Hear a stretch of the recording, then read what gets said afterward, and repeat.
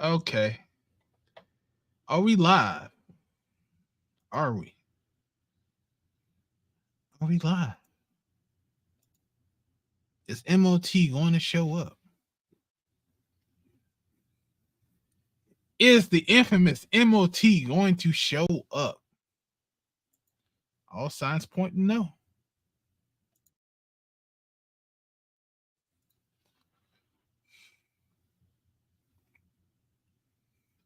Do I need to put a hashtag in here or something?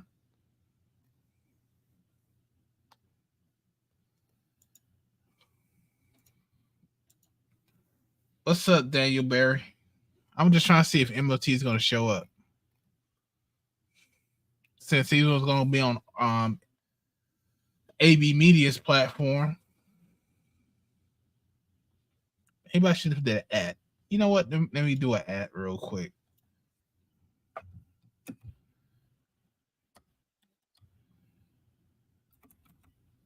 Let me find out what his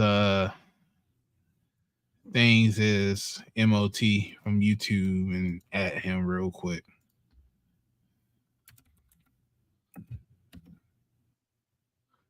Man of Tomorrow.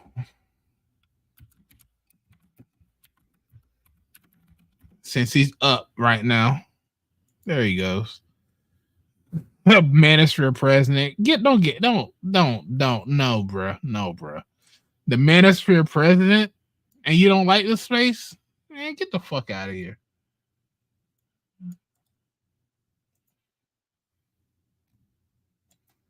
There you go. All right, there you go. Let me refresh this. It should have his name. Oh shit. Nah, just put his name. That's your president. There you go.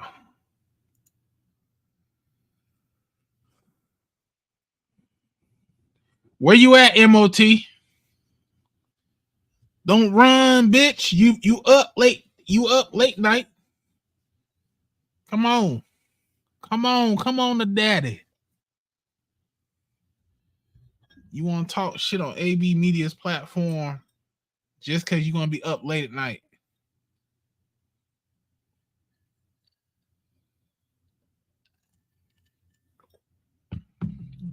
Talking that bullshit. Let's see you do that shit on my platform. Huh? Come on. What's up, All-Star? What's up, Daniel Barry? We're doing a little live stream because I feel a little feisty tonight. Because M.O.T came on AB Media's platform, want to start some shit. AB left. So I want to see if M.O.T still on his shit. So he can come on my platform and talk to me. So we can have this little one-on-one conversation.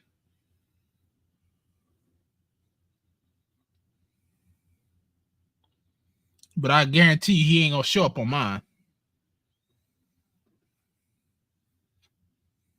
So anybody that's looking at M.O.T and on his platform, yeah, go ahead and at him. Go like, yeah, M.O.T, are the M.O.T is calling you out, man. Come on this platform. Let's go. Let's go, M.O.T. Since you up late night with us losers, they're still talking about the shit. Since you still doing it, let's find out what you're doing in your little sector. You got that little compound ready for all you expats in the same damn system? You excommunicate yourself in the black community? Oh, that's right. You got to stop by the police department while you're on AB stream. Did you get arrested? What up, Destro, man? How you doing, man? You doing good, bro? Or Detro? You doing good, man?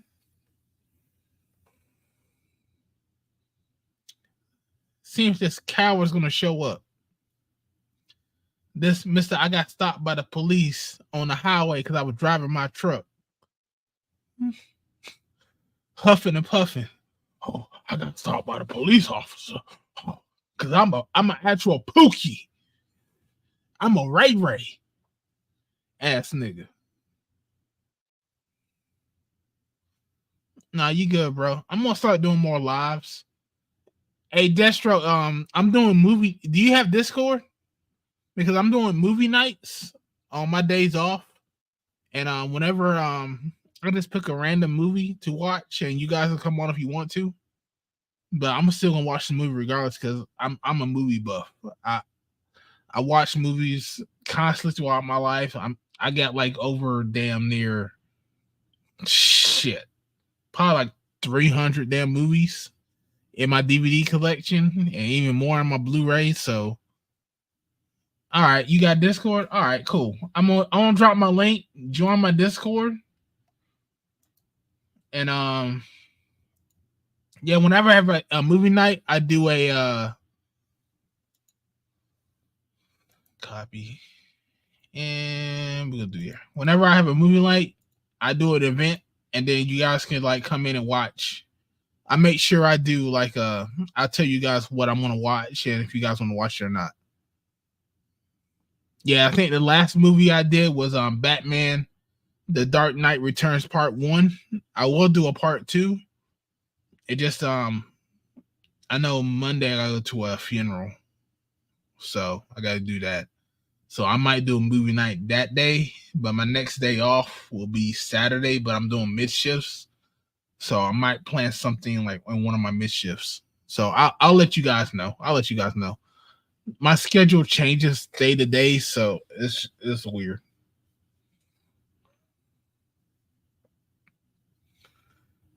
Yeah, so where you at, M.O.T? You were up all night with AB Media.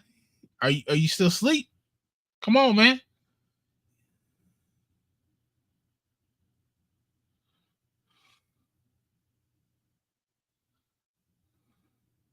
Appreciate you, Destro, for joining the Discord. And appreciate who else joined the Discord. All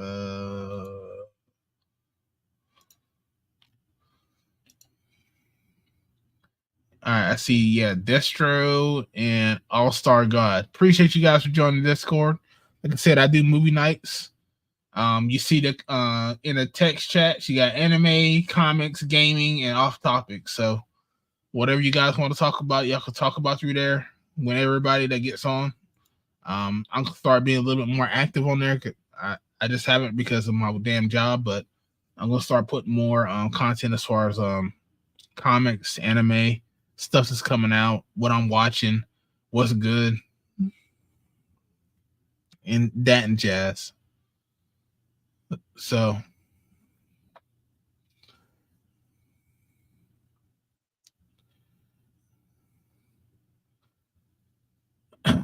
let me go ahead and drop this damn stream link.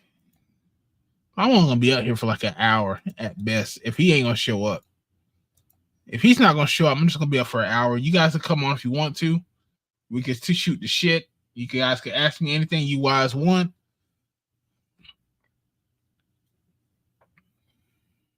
That's the StreamYard link. I'm only gonna be out here for like an hour, and then that's it. So I gotta get sleep. So I gotta go back to work. Cause I do grown people shit.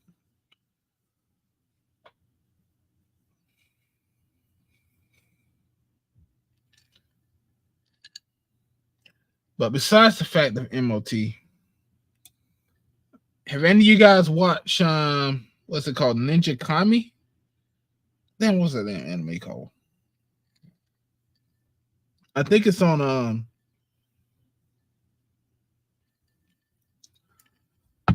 Toonami, I believe. My brother told me about it. My told me to watch it. But I've been watching on this free website, and it's kind of fucking lit. Yeah, that's what's called Ninja Kami. I call it Kami, but it might be something different. Excuse me, I'm getting over a cold. Yeah, that shit's fucking lit, bro. That shit is fucking lit. That shit is legit fucking shit. I kid you not. I watched the first 4 episodes in one night. That shit is fucking legit. That's my shit. I like that shit. There's only been a few couple animes that maybe watch like that many. Like some I watched 1 or 2. All right, cool. It's that one. I like Blue Lock. Blue Lock is fucking fire. I can't wait for the next season. And Darker Than Black.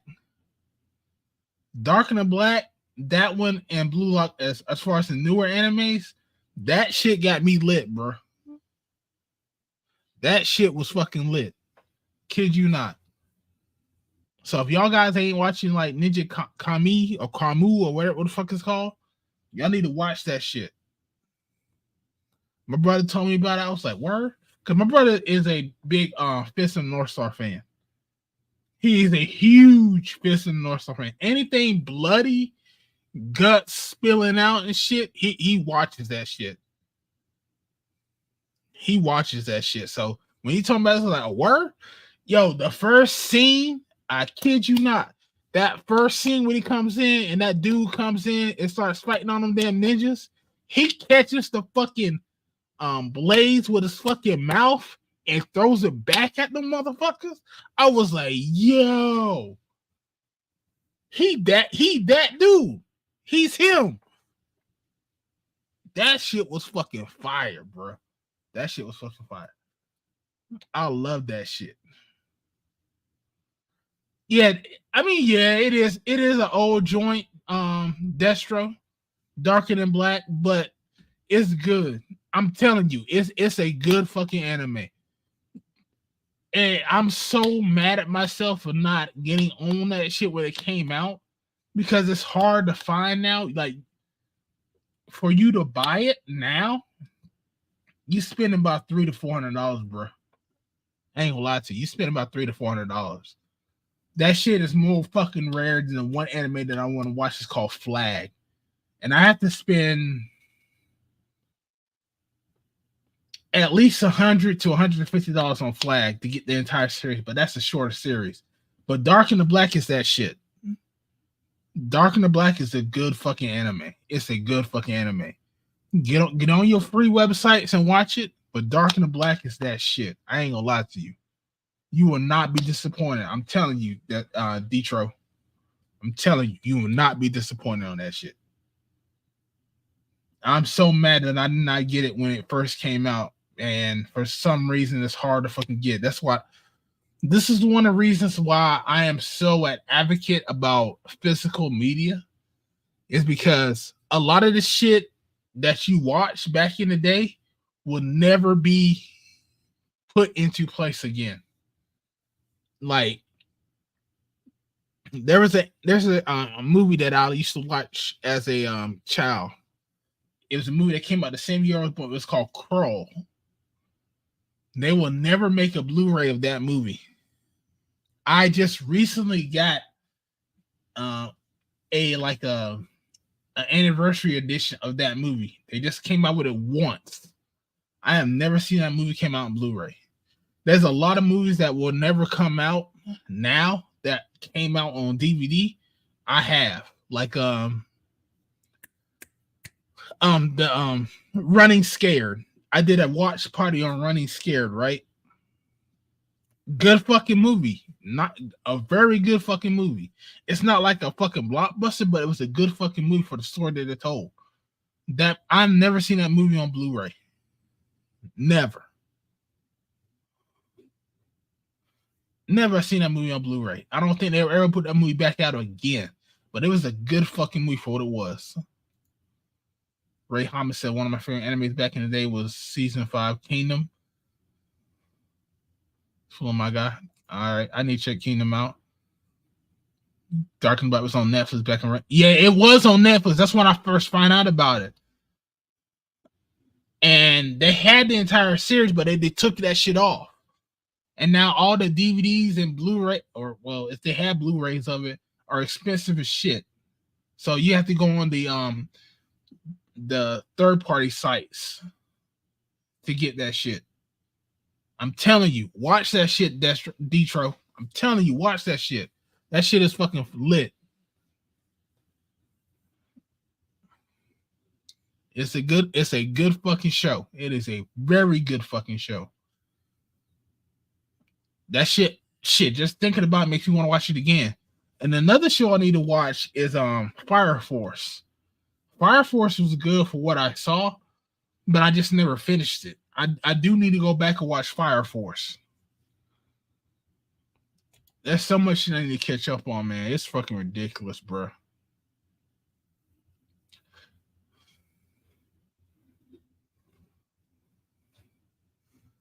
He put a song in for Darker Than Black.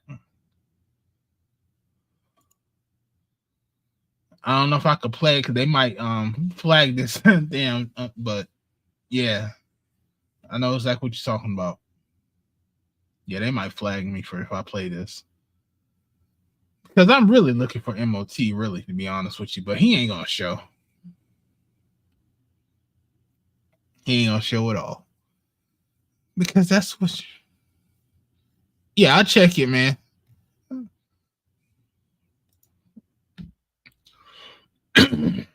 Yeah, I'll check it.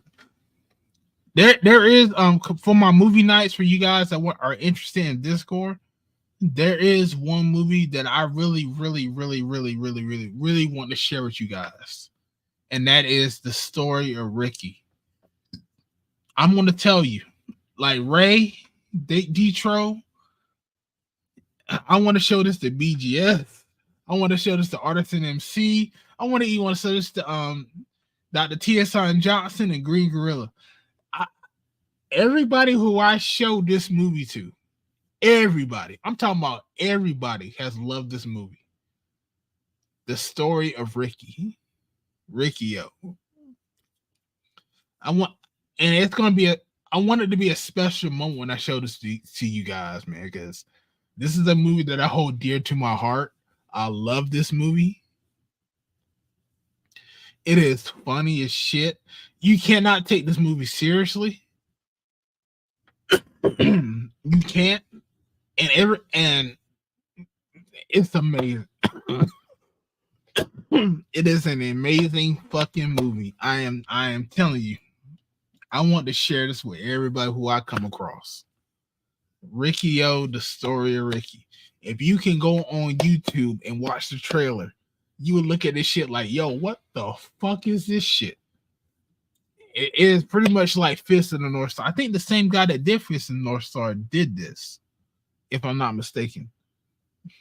I may be mistaken, but I think the guy that did Fist of the North Star did this movie. It is gratuitous. It is full of blood, guts, and it is funny as shit. If you guys can get on my Discord and watch it, I would greatly appreciate it.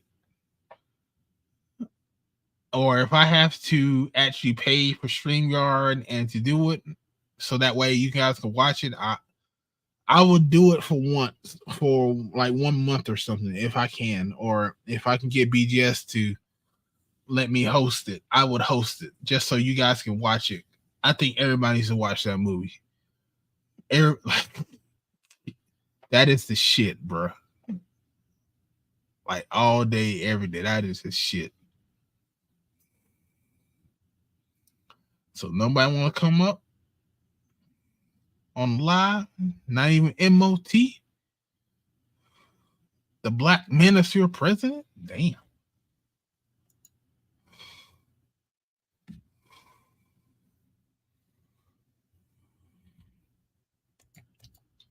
Anime crossover coming out in June. That's going to be a hot rubber top for the lace. Yeah. Baki and the Baki versus Ashura. Yeah. Is that really happening, or is that like just a fan thing? Because that's been a topic that since those two shows came out about those two people.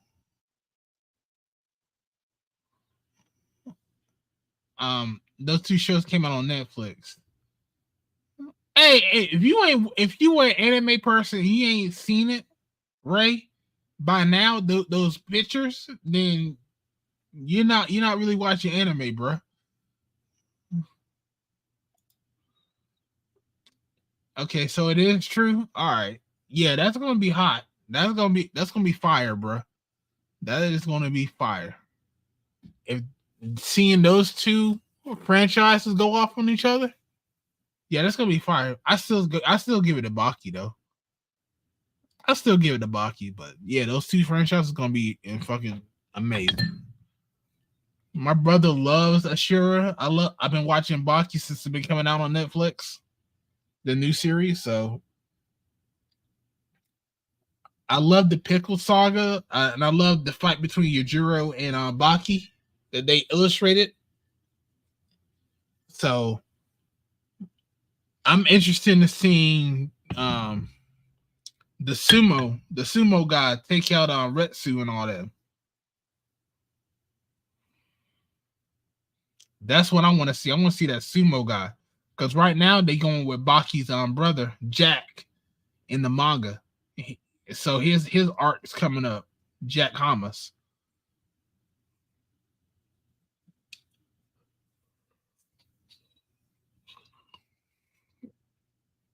So I'm waiting on that. But the sumo art in Baki was fucking straight. I like that. I think that art tested a lot of people and figure out they're not as strong as they think they are. And Jack was a fucking beast at the fucking end of that art.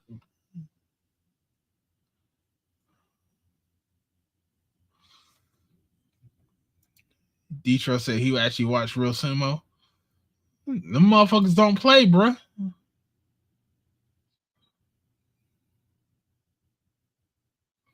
You say you coming up? I don't see you in here. Don't say you coming up and you ain't coming up, Ray.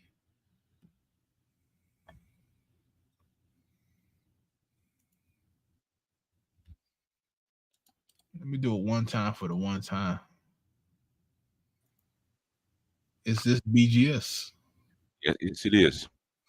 Oh, I was hoping for the bitch ass nigga from like M.O.T. He's asleep, man. He hit his load, man, and went to sleep. That's probably what happened. Yeah, he was jacking. I was like, yo, niggas ain't shit. Yeah, niggas ain't shit.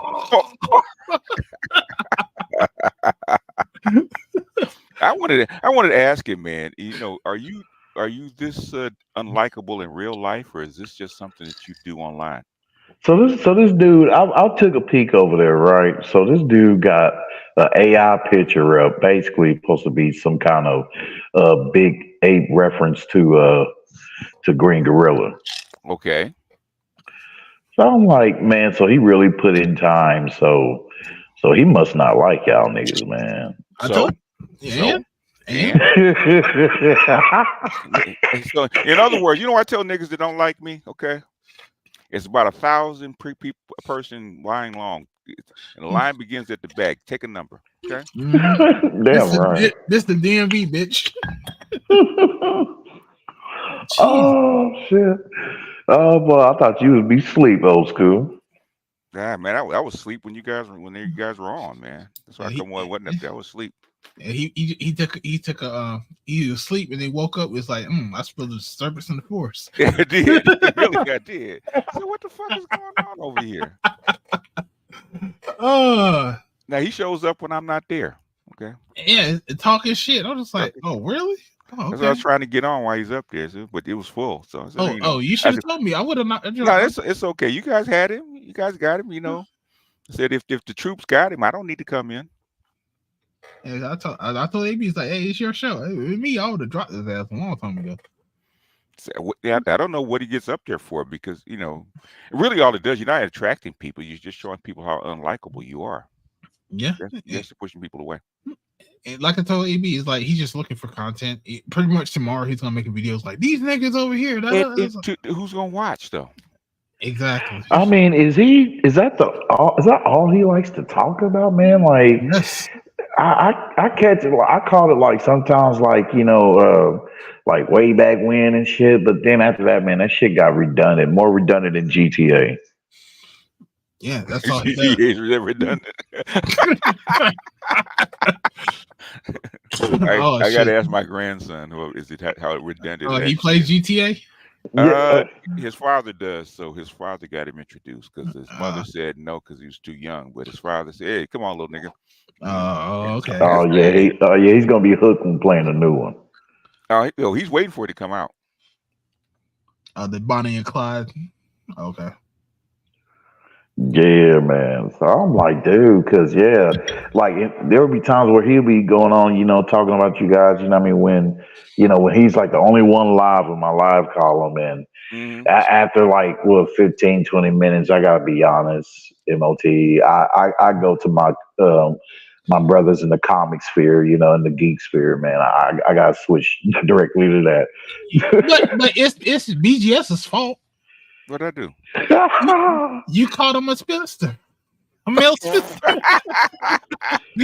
Ever since you called him that, he was like, "Oh, this old ass niggas."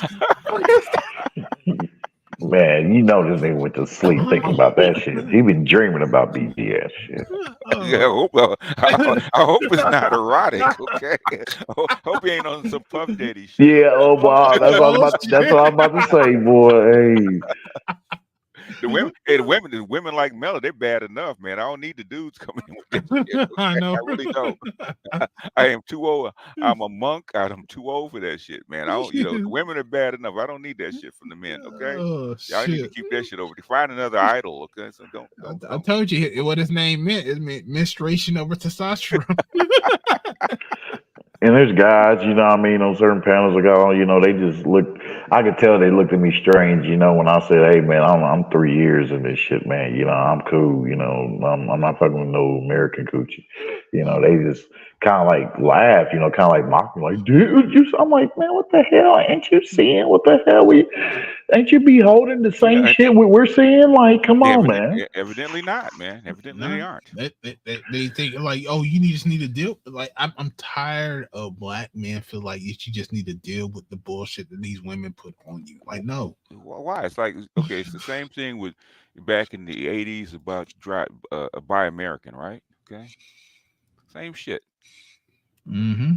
Cause hell, I'm like, dude, cause looking at this shit, like these Suki Hana, I don't get that coochie scratch. I want to eat it. Pause. But yeah, I'm like, oh hell no, I'm running from these chicks like the plague. I'm cool. Y'all can keep the coochie. Like, I support Pastor Rose. The only thing I will tell Pastor Rose is make sure you tell black men to put their head on the swivel. Because you don't want to be robbed out there. You don't want to be in a fucked up situation. And what if they think that is safe? And it's like, okay, would you go in the middle of South Side of Chicago and not put your head on a swivel? No, you wouldn't. So what? Oh, that reminds me. I was about to tag y'all, but I was like, I don't know. I mean, I might tell y'all in the stream or something whenever I come across y'all again. But earlier, Zoom to Thailand had a 4-hour stream, all-star stream. Okay. Andre Cross the Borders is up there, Uh-huh. everybody knows is pro Colombia. Yeah. Skylar One MT was up there, and and Brazil. uh and El Guapo was up there Yeah. too. So Uh-huh. yeah, and he was gotten to fit in Colombia, whatever. But he agreed to some of the points they was making. I mean, the differences between the three countries, between Thailand, Brazil, and Colombia. Yeah. So No, Yeah. Thailand's probably safer than Yeah. Colombia and Brazil. Yeah. and they mentioned something too about I think it was either in Thailand or in Brazil where they said you're able to own land. Okay. You probably are able to own land in those countries. The African countries are really funny about it. But the thing is that owning it depends on the nature. Like say most countries, because they don't want foreigners coming and buying up their shit, they give you a 99-year lease. Mm-hmm. So in other words, was it what 3-4 generations basically? Yeah, you got to show that you're gonna put some investment in it. In other words, ultimately, well, even here in the United States, ultimately, your society owns the land, because if they want to do eminent domain, I don't care how much you say that you own your land. Guess what the government can do? Well, They you can know take what? it. We can take it. So, Yeah, just so like your house. just like your house or your land or your property, ultimately it belongs to the society, just like Yeah, anything I else. want to put a highway through your house. Yeah, you got to move. Yeah, and the Oh, thing. damn. So in other words, if you want Western society and Western values, all that kind of shit, stay where you are. Don't Hmm. expect another country to be like America. Yeah, you if you're gonna go over there, you gotta go. You gotta learn their customs, learn Yeah. their habits, and Y'all right. Y'all all right. Man, that's wisdom right there. Shit. I mean, you can't expect every place to be America, man. No, no. Then that's what I was telling the cats that used to be I forget what they called it, the African movement shit. And I said, have your niggas even been there? I said, y'all haven't been there. I said, you just can't walk in and say cut a length and say we're gonna cut you some land. You're gonna start a whole society. That's not gonna be allowed. Like I've seen video. I'm not sure if you may know BGS. I'm not sure Hmm. Ray, but you remember Rotten.com? Rotten. I don't think so. I kind of do. Was it Rotten Tomatoes or something? No. No, it's No. not. No, it's Rotten.com. It was a website that came. It was at least a website that came out back in the day when the internet was not policed. Oh. And he used to Okay. show like all these videos of people being either killed, eaten Hmm. by animals, and all this other stuff, right? Okay. Yeah. Oh yeah, I remember that. Yeah. I'm pretty sure it's not around right now. Yeah. But it showed. I remember seeing like people from another country getting their fucking assassinated. Okay. That the arms getting cut off, the legs getting cut off. I Uh-huh. remember seeing this dude down in South Colombia, Hmm. and I guess he did something that the Cartel. the cartel didn't like. So they Yeah. cut off his arms, Hmm. they cut off his legs, and Hmm. they slit his throat, and they shaved his fucking neck all the way through and cut his fucking neck off. Hmm. And they put it on the fucking internet. And like, and that's why I tell these guys, like, you need to put your head on the swivel because you're in another country. These people are nice, but you still got to be cautious about where you go. Could you eat after seeing that? I mean, it happens here because I Yeah. think it was like 3 or 4 years ago. They found like 6 female bodies would be beheaded, man, in a gravesite. Okay? Mhm. Oh no, hell no! What the hell? In California, yeah, Oh Lord! Yeah. yeah. They find beheadings and people with their shit cut off in New York City and find them laying in the park. Okay, that happens People everywhere. are missing all over this country, and we don't know where they're at. Yeah, From children to women to yeah. men, Oh little yeah, boys. yeah. I mean, I remember watching I think it was about a couple years ago when I was watching about sex trafficking with little boys with these older white guys Mm-hmm. in California. I Oh forgot yeah. I forgot what the Nambla. term was. No, it wasn't Mambla during that time. It was, You look at the Penn State. Yeah, Penn State. Yeah. I mean, I forgot because like these boys were homeless. Yeah. And the white guys will pay for these boys through the pimps, and the boys will go with the guy. Yeah. It was horrible. I think there was another instance where I saw like these even with the rich guys. Look at fucking Epstein, man. What do you think he was doing? Yeah, exactly. I mean, this world is an evil fucking place. If you don't teach people to put their head on the swivel, they will get swallowed up by it. That's the law of nature, man. Anything anything bigger than you will eat you, and anything that's smaller than you eat. Okay, that's the law of nature. Yeah. Nature. People think nature's this kind. Mother Nature is kind, innocent little thing that nothing's gonna happen to today. Oh hell no, it don't work that way. Just was it last week in California where these 2 white boys are trying to hunt deer and got attacked by a mountain lion and killed one and damaged the other one. So that's nature. Yeah. I really don't think a lot of people understand how much we push about nature with our modern society, because you have to have these people that push back against the weeds, the trees, the animals that come into your house, the pests. Like, we push back against nature to have our modern society to where it is, and we get so comfortable in our little bubble. We don't understand, like, we're constantly under attack 24/7, 7 days a week. And a lot of people don't understand that. Yeah. No, they don't. They don't get it. Nah. So I mean, I understand that. I'm appreciative that we can do that shit. But guess what? At the moment we can't do that shit, your ass gotta be fucking ready. Oh yeah, this this world is different, man. I think, in 2 years, what you got? What, 800,000 people wounded and damaged in Ukraine alone. Mm-hmm. Everybody blinks like, oh yeah, it's just a war. Yeah, unless you're in it. You realize a lot of people are hypocrites too. I know. Yeah.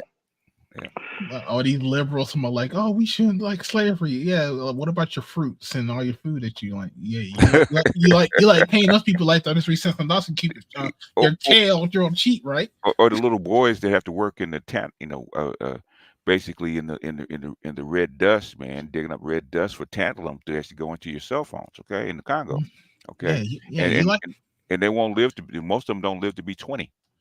Yeah, you like that, right? Oh, because you don't see it. Yeah. That sound like that kind of reminds me of a little something what Francis Ngannou said or what the hell he went through shoveling sand and shit. The sand mine. Mm-hmm.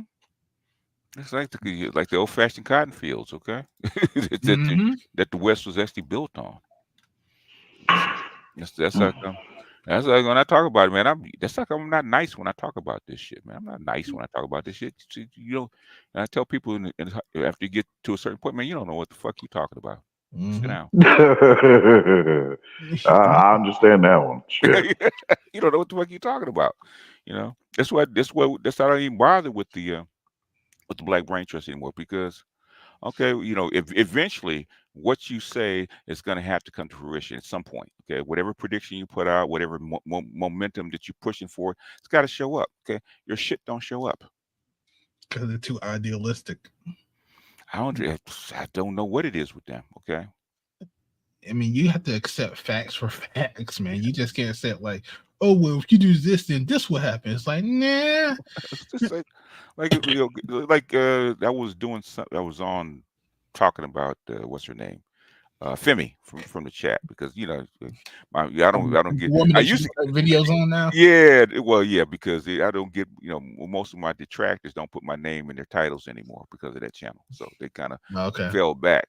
But but Gabe A was in there. We talked about AI and said, "Hey, it's not going to take no jobs." I said, "Motherfucker, you know what? You live in a capitalist country. Are you serious? You think they won't replace you to make money? Come on." Yeah, they're doing this shit now. It's like my job is doing self checkout, right? And everybody's complaining about their hours getting cut. Yeah. Guess what? And I even told you guys, like, you guys talking about like the what was it, the Amazon? It's not Amazon. It was they went into a store and the cameras caught them buying stuff, and so they gave them a receipt at the door. Mm-hmm. Oh yeah, I forgot what they called it. The Amazon Fresh. Those are Amazon stores. They're doing that shit at fucking Walmart now. When I was checking out, right, the AI or the camera that was above me picked up that I put something in my bag and they didn't know if I scanned it or not. Okay. So it actually said you cannot pay for your items until the person checks your bag. Okay. And I was like, wow. That's what I was like, yo, this shit's wow. That did happen to me once before. Only once, because it happens sometimes when you buy like so much food items. You know what I mean? Especially if you have over like 100. So that never happened before when I did self checkout. It just now happened like a couple, like 2 or 3 weeks ago, and that's why I was like, wow. So they got an actual camera looking at me, and if it detects that I put something extra in my bag, the person has to come over to actually check my bag before I even pay for it. Okay. Yeah. In other words, won't check you out, won't let you out of the store. Yeah, exactly. The thing is, and this got to be 93. Okay, it's commercial. They call it Project Angel, right? But the thing is, I'm trying to remember where the guy walks in and he's stuffing stuff in his pockets and shit like that, and it's like he's stealing, and then he walks out, and then the security guard, instead of stopping him, has it, you forgot your receipt. In other words, it gets charged to your phone. But Yeah, it's like this stuff is over like 30 years old as far as yeah, I the think idea. I remember seeing that too. And I think it was in a grocery. I think it was like a grocery store where I Something saw like that. that. Yeah, yeah. But it wasn't. But it was, I think, in Europe where they first did that or something like that. It was no, it was the back then it was not a store. It was actually it was actually it was just a commercial. In other words, Yeah, a convenience store or something no, like that. no, no. In other words, basically what it was is that it was just a commercial showing what could be. Yeah. Okay. I forget what it was. Maybe that's what it was. I do Yeah, remember seeing that yeah, yeah, yeah, where the cameras would pick up what you picked up and it would show in yeah, the show. yeah. Well, you couldn't see the cameras. All you know is you think he's stealing and going through the Yeah. whole place, right? And then it said, okay, and he's got a beard, and he got long hair. It looks like he's a little grungy, and so he started walking out the door. He thinks the security guard's going to arrest him or stop him, right? And all he says is, "You forgot your receipt." In other words, the, the, You can't steal. no, we can't still. Well, that's the thing about the Amazon stores, right? Okay, you have to check in on your phone. Mm-hmm. Okay, Before you even go into the store. before you even go in the store, you got to check it on your phone. Once you go in, if you pick an item up, it deducts it from your account. If you if you put the item back down, it actually reimburses your money. So Mm-hmm. I mean, I believe that's all. I believe they're heightening security, gotten like that because of the what the raids. When people be raiding these stores, the WalMarts and Walgreens. yeah, well, yeah. You have a breakdown in social order. Yeah. I mean, Yeah, that was what last year, right? No, that started under nah. COVID. Yeah. I mean, because like I was saying this to be just before, like back in the day when I first worked with Walmart, you were allowed to put your hands on people that were stealing from your store. This new shit they got going on, you cannot put your hands on the store because a lot of people were getting a lot of these companies will get sued. Yeah. And so Well, there was like, don't touch these people, just let them steal. And now they're implementing all these other stuff that comes into place. Like we're actually going through a remodel, and a lot of stuff is supposed to help prevent theft within stores. yeah, well, they're trying to stay open because you can't, that said this a long time ago, man, like maybe 10, 15 years ago, right? The only reason, there's two reasons why you have this, what was basically an open society where you can actually walk in and it's open and it's free and it's not all this stuff behind walls and shit like that, is because of two things. One, you have a very, a very decent, strict social order, right? People like 99.9% of people will not steal. Okay, Yeah, Mhm. that's what they've been taught. They've been socialized to do it, right? But the thing is, and the other thing is, you have a very, very harsh police state for the people that do got a line. Okay, so that's how come you have open lawns and you don't have to have walls around your houses, shit like that. Because you go to a developing country like Africa, or go down to Latin America, okay, your house is behind a wall, okay. Yeah, you cannot. It's like a fortress. You cannot get You in. cannot, because even the poor people in Guatemala, right? Because I used to walk, because I wanted to experience the country. I didn't want to stay in the city and all the other tourist shit. So I was outside the city, and I used to catch yeah. it. He What do is you call it? country person. Yeah. No, just outside the city. Well, I guess the village or something like that. But it wasn't country. It wasn't that bad. Mhm. But but I used to walk by this big old enclosure, just a high fence and shit, man. And I used to walk by it every day, and I never knew what was in it, right? Until one day I walked by it when the people were actually leaving work, right? And they had the gates open. I peeked inside, man. There was like maybe 100 little sheds, like 10 houses, look like little tiendas, but thing is, families Mhm. live, right? But they were behind a wall. Okay, they weren't out on the street. They're behind a fence. They're behind a wall. It Okay, was a gated family. it was it was a gated community for real, man. Yeah. He's like, you ain't fucking with us, my Yeah, boy. no, you can't steal from us, man, because you're behind the fence. You walk in here, you might not walk out. Okay. Yeah, I mean that's how it is in other countries, man. But that's funny as hell, man. I never thought about this gated community. You ain't Art, y'all are not shit, sir. I never claimed to be. A real gated community. For real. They had guns and everything in there. It's like, yeah, you come in if you want to. guns ass and everything. ain't gonna leave out. Hey, I sent the link for y'all in the back for y'all to check out later. This dude covered the story of this brother covered the story of this white dude who came out with this video some months ago, but he basically came back out with it about his story of how he basically got scared at this party, at this one of them special parties where cats was had masks on and all that shit. So Hmm. yeah, he got freaked out, and that's some crazy shit, man. And yeah, y'all just have to see it, man. Like it's just wild, dude. Like, cause before he went into the last room, whatever, before everybody had to go into the last room, the host required for everyone to find whichever book that belongs to their religion, the Bible, the Torah, the Quran, or whatever, and whichever one it is, they'll grab it, and then the host will put uh this silver like medallion or whatever on it, and and you got to like put your hand over it and then like basically renounce your religion before you go into that last room.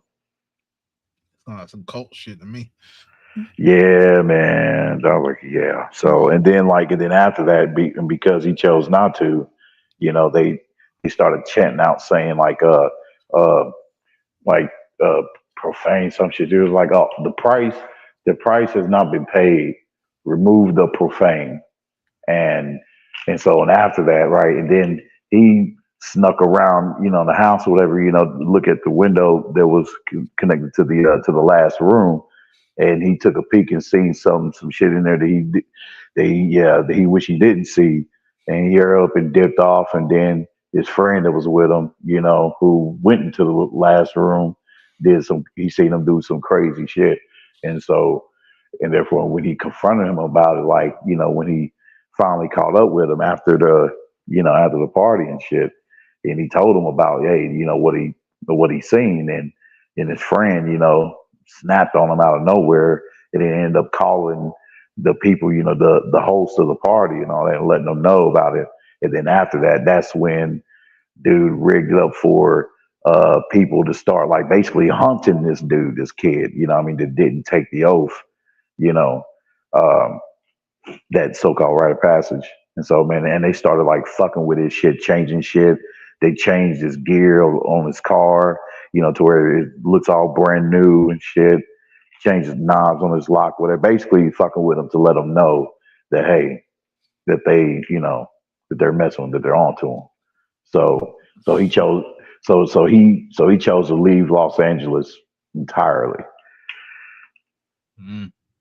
Him and his friend, who was a cop. Mm. Fuck around and find out. Hmm. Pretty much. Yeah, Oh, right. BGS. Yes, sir. Nigga. What's happening? You know that picture I sent you, right? Of the ice cream? Yeah. Nigga. Yeah. That shit He, is so good.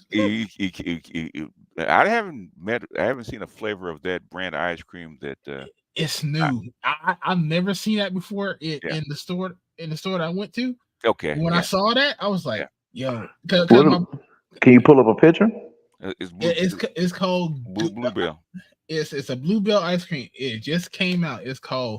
I think it's called gooey butter cake ice cream. Yeah. Yeah. Nigga. It's hard for us to get it here. So, but yeah. Nigga. All right. I remember my brother first introduced me to butter cake Okay. from California Pizza Kitchen. Okay. And I was like, yo, this shit is fucking good as fuck. Then I had that ice cream. Nigga. Did you not know I ate half that damn tub? You said you was gonna get. You said you're gonna get fat tonight. So Yeah, I said I was gonna be a fat nigga. Not a Negro, but a nigga. so you couldn't stop, huh? Yo, that shit was good as fuck. BGS. It's crack, huh? If you find it, get it, please. I'm telling you. There's only one store out here that kind of carries Bluebell. I'll ask them about it. Nigga, if you find it, please get it. I'm telling you. Oh my God, you gonna curse me for days? The day you die, like, your last breath was like fuck. My last breath, fuck Artemis. Put me on any calories. First it was damn brioche. And, Now it's that brioche. fucking... I still can't forgive you for brioche, man. Hey, that brioche is something different, bro. Yeah, brioche. Like chili dogs with brioche buns, man. We don't have the Dolores chili over here. Okay. We I guess it's a more so California thing. Yeah, it is. Yeah, good. We do have Dolores some stuff, but it's not. I don't see the Dolores chili. Yeah, we got 2 different kinds, chicken and beef. So You have chicken chili, yeah, nigga. What? yeah. For people that don't eat beef, yeah, they have chicken. Yeah. Man, fuck you. How the fuck you have chicken chili? Chicken chili, yeah. Nigga, I never seen that shit. I just Oh, seen yeah. baby. No. They have chicken chili. Damn. They have beefless chili. So what are you talking about? Yeah, they got vegan chilies out here. Yeah. I mean, this is Cali. Man, What do fuck you too. Who are you? Who's that talking? Fuck you. I deserve it. No, I was just on the panel with M.O.T. I just went to talk to M.O.T. because he was up there cursing everyone's name. BGS, So? he does not like you. He does not like you. Oh well, you know what? Tell that motherfucker the feeling's mutual. Okay. He was talking about he wants everyone on the panel dead, and I'm like, okay, he's taking the Hitler approach. I mean, I don't agree with that. I don't give a shit, man. You know, basically, motherfuckers hate my guts supposed to want me dead. I don't care. Including some of my exes. Yeah. I had a couple of exes probably want me dead. So what? Why? What did you do to them, man? It's envy. That's all it is, man. Yeah. Basically envy. I ain't do shit to them. Oh, okay. So you must have got a chick that looked better than them. And Yeah, it's called the Manosphere. If you want to call it Manosphere exactly. chick. There it goes. Gooey butter cake. Yeah. That's butter cake. Okay. Who sells it? Where you at, man? You got it from your store? Food. Yeah, they have a Food Line, Walmart, and Target that I know of.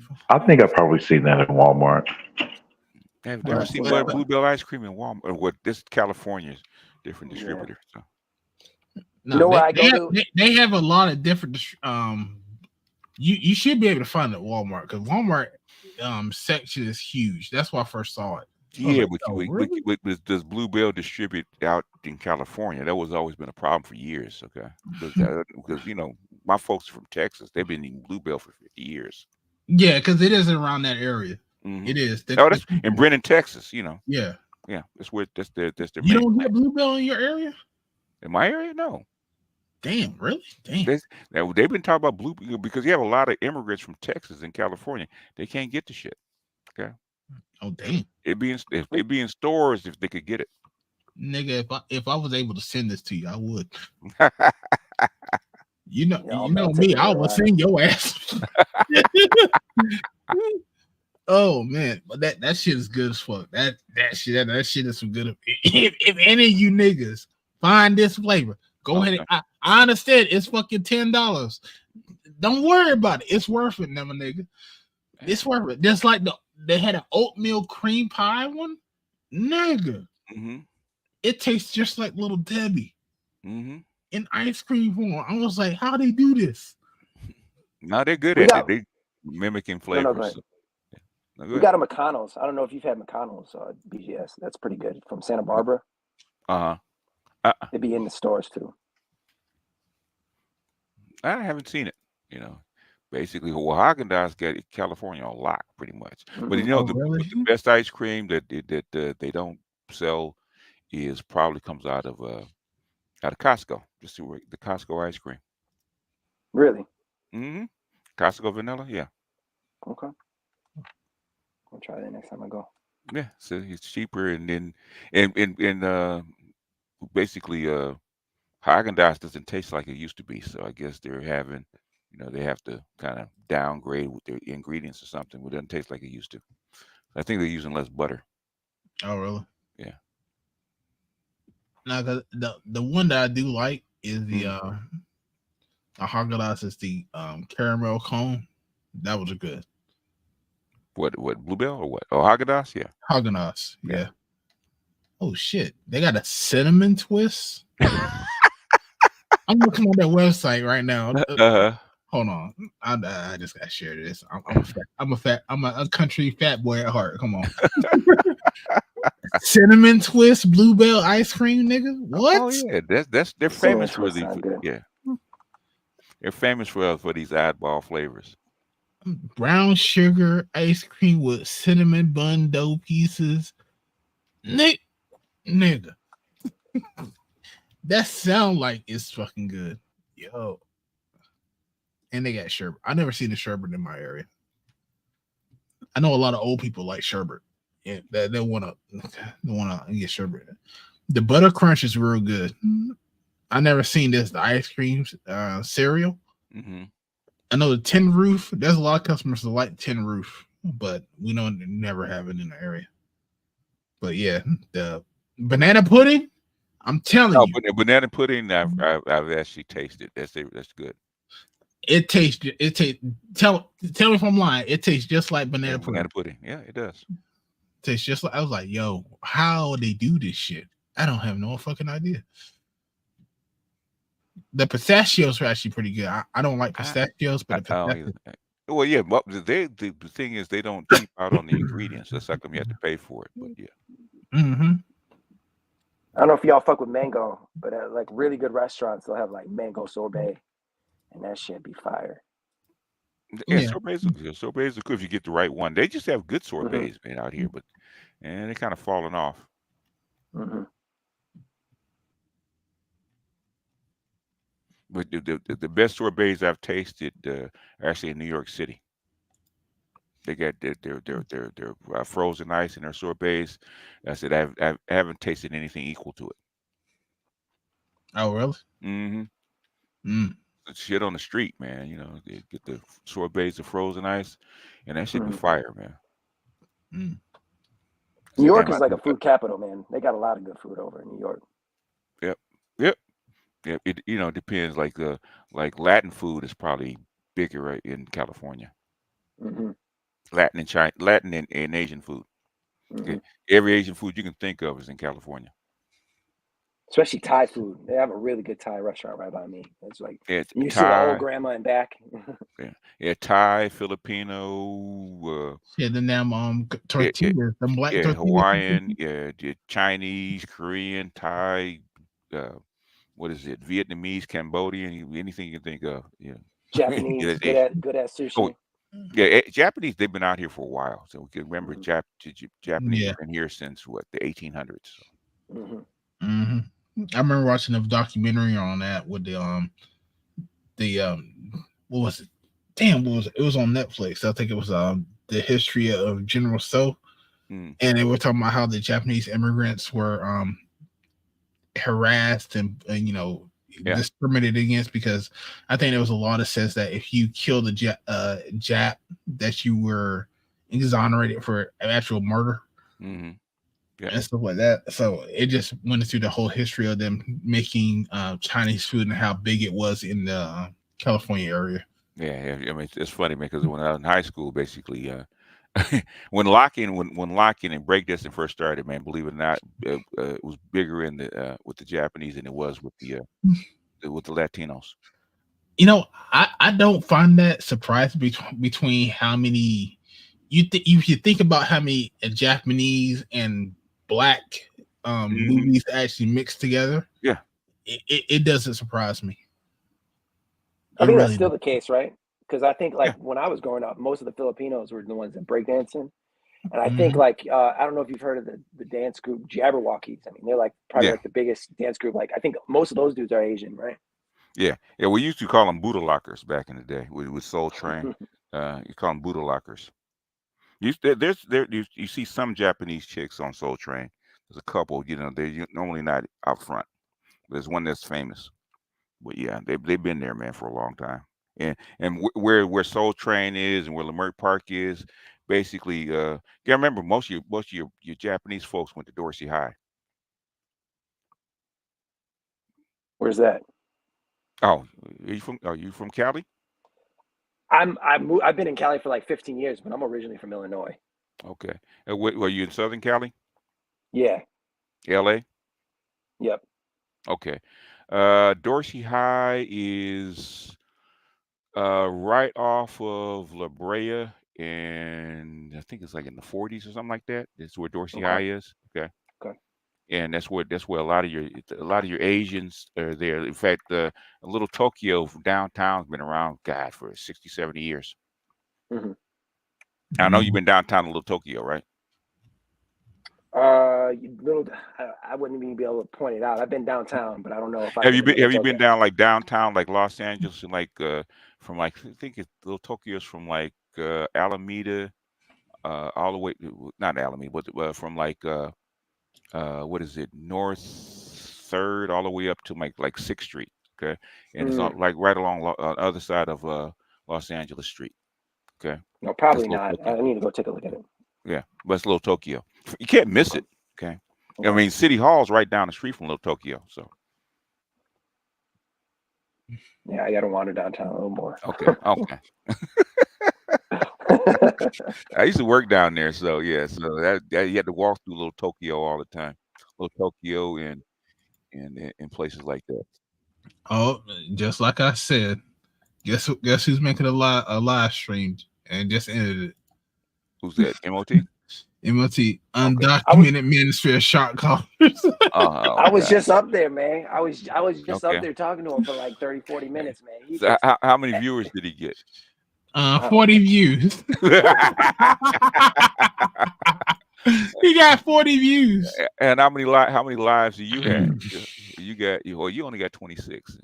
I haven't been active, so I'm not. But for someone who has not been active, as me, and someone who's been active like him, and he only got 40 views, come on, bro.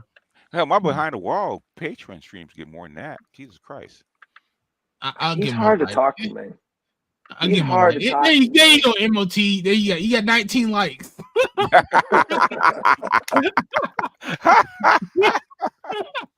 I gave him 19 likes. Hell, my behind the wall gets more than that, man. I get and on the Patreon stream, man, where people have to pay, I get what a top out like maybe 100 viewers, live viewers. Oh man, that's funny. Well, I was trying to tell him, it's just like you're not gonna be able to walk up and down the street and get these kind of conversations between Black men that happen on these panels, right? And it's like and so even as rudimentary as he thinks they are, he doesn't like them. I'm like, this is pretty rare air.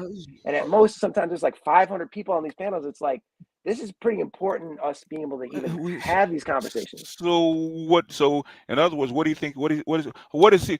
So elevated thinking is he bringing to the table that's not rudimentary? I don't know because it's like I think he understands the political process to a level. Bullshit. But I was trying to explain that you bring a lot of great geopolitical like knowledge to the table that a lot of people aren't even going to think about. And I think everyone just coming to the table and bringing the best that they know, coming to the table without. Okay. Hold on for a second. No, explain to us what publicly that he has said that made sense politically. I think he brings up a lot of like no. Explain it. No. What? In other words, okay, let's put it this way. Boots on the ground. What the fuck has he said has actually showed up in real life that he said? Well, yeah, I don't. He talks in theory.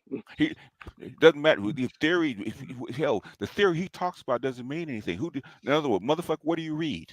Who do you read? Who do you follow? Well, and I try to bring up that point when he was just like, BGS doesn't know anything. I'm like, well, it kind of seems like BGS brings up a lot of citations and he quotes a lot of specific things. Now, if you don't agree with those specific things, I mean, that's completely fair enough. But I think you do bring up a lot of the specific things that you're reading, right? And I think that's a very important thing. No, but basically, I don't know if you saw this, Art. Okay, Art, but the thing is, it was on AB's channel, right? We brought up a fucking congressman saying the exact same Yeah, I shit saw I've been that. saying for 5 years about demographics and in budgets and shit like that. He got up and he for 50 minutes said the exact same shit that I've been saying. Okay, why are you important? I told you why they importing immigrants. Okay, they important workers. The thing is, they're lying about it. So in other words, what has he said? What has he brought to the table that's boots on the ground, shows up in real life that you can actually point to? Hell, I don't think you're gonna be able to point to anything. And my point was, I think coming up on panels and just calling names and yelling at people, like obviously we're a bunch of black men, we're gonna respond to that in a certain way. That's not the point. Look, the thing about like I did a video, the last video I did. This is the reason why I said I like this space. And I like being around BGS, and he's brought me into a part where I start doing this shit too. Yeah. Is that if we say this shit, we putting out graphs, we putting out people that said it, and we're making commentary about it. It means that we're actually listening to the people that actually make sense. Like I put BGS on to Marianne Slaughter. Yeah, and BGS has just did a video on about these women. Yeah, about trying to change what men's perception is, and Marianne Slaughter said the exact opposite. She said, like, listen, we've already got the men where they need to be. It's up to the women to change their ideology about what they think masculinity is, and it's completely different than what these women are getting off the train about.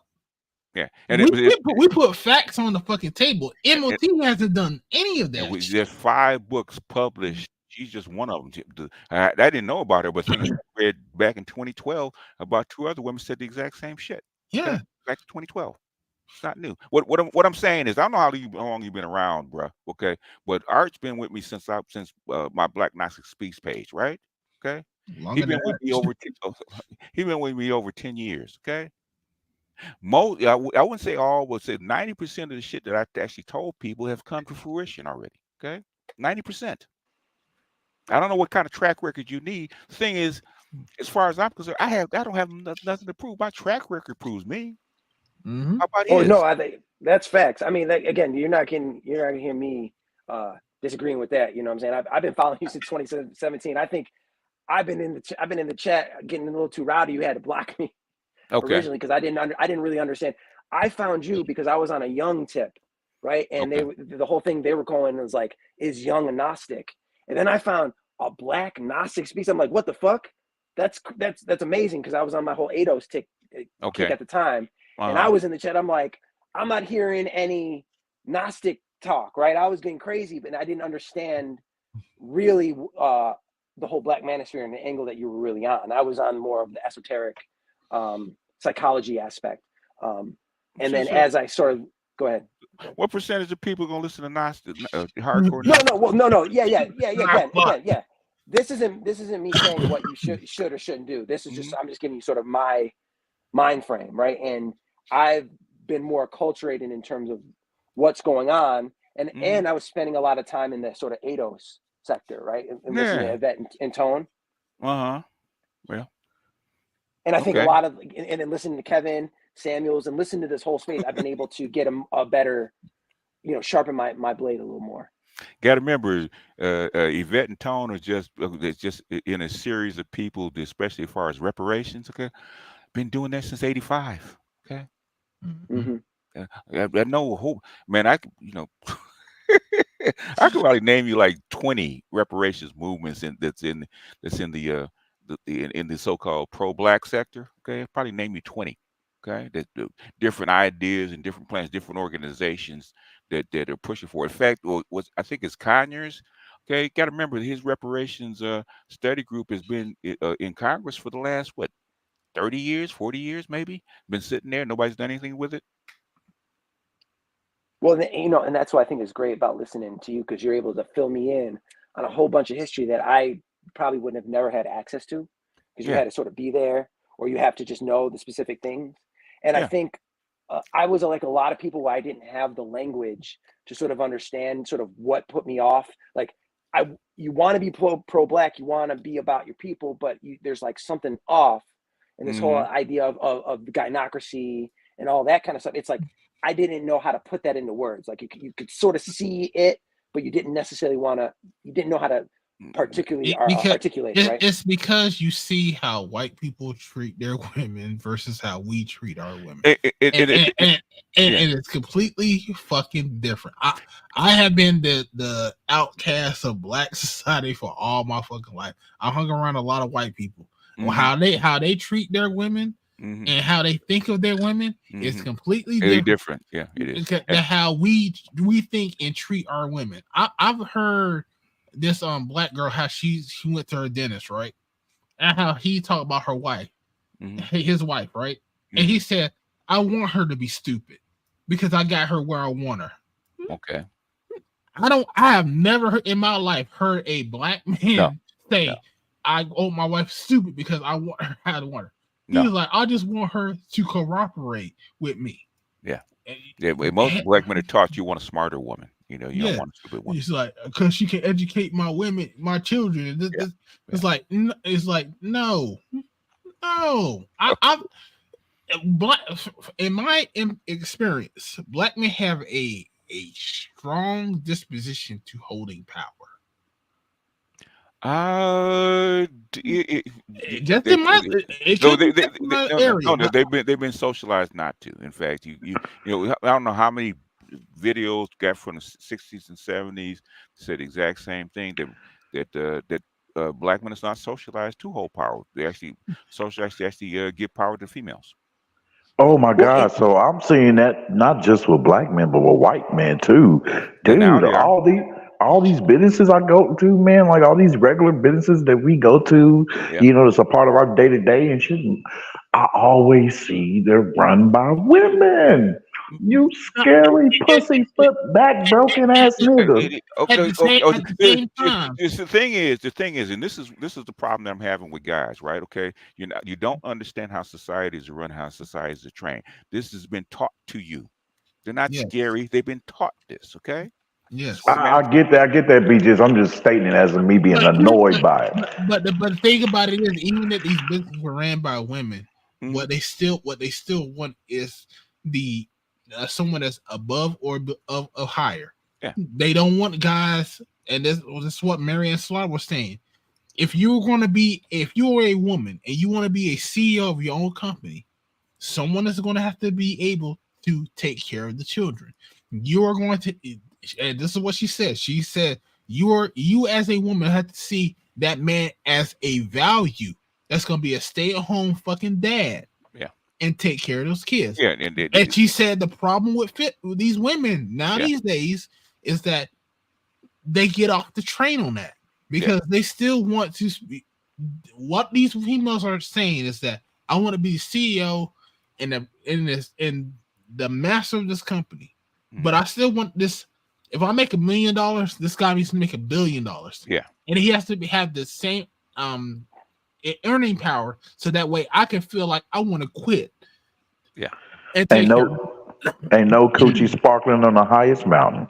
But the thing about it is, they are taking the patriarchal jobs from the men, but they're not beholden to the responsibility. Yep. Like if you are a store manager at a fucking Walgreens, that's a patriarchal job. You could take care of a family off that. You may not live the fabulous life, but you do that. But you have women that get on positions and they say like, "Oh, I can't date a truck driver. I can't date a regular worker who just wants to stay at home with kids and provides." No, those. Even though women think those are low-level jobs, those are patriarchal jobs for the vast majority of people. Yeah, because they make $50,000 to $60,000. If you think about it, that guy that makes $60,000 could take care of a family and like two kids. That's I was trying to really hone in on those things when I was talking to M.O.T. and how these aren't just like I think he keeps making it like an incel argument. And I was trying to connect it to like these are things that are talked probably wouldn't know about incels. Well, there you go. Oh shit! Oh shit! And he didn't want to see how this is a larger.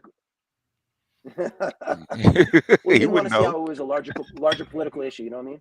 You know what I'm saying? He wanted to say it's politics. I'm like, but these directly dovetail into political issues, into like, you know, people not being productive is going to directly affect the GDP and is going to direct a lot of things. And he just don't want to talk about nothing. What is politics for? Is to actually put policy in for the society. Okay, without the society, there is no politics. Okay, it's to solve society's problems. That's what politics is for. Okay, it's not to because even the wealthiest people at some point know that basically, okay, the tip of the pyramid is not held up by the tip of the pyramid. It's held up by the base. There's no base, there's no pyramid. Okay, it's all gonna fall. That's why they feel that the Manosphere is a problem. It is. It is a problem all over the globe.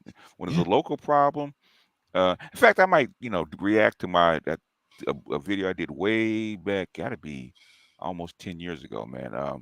About MGTOW being mainstream, right? And they were afraid of it being mainstream. Oh, you remember that? Okay. Yeah, I remember that. Okay, damn.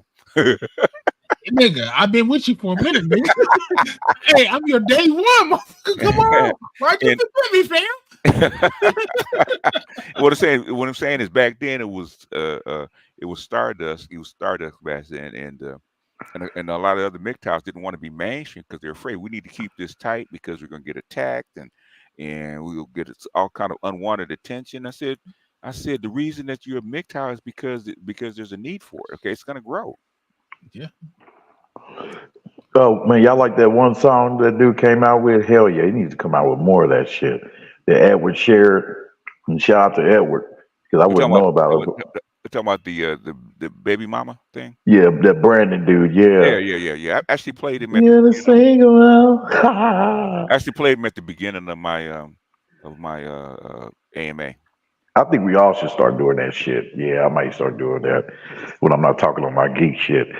Yeah, man.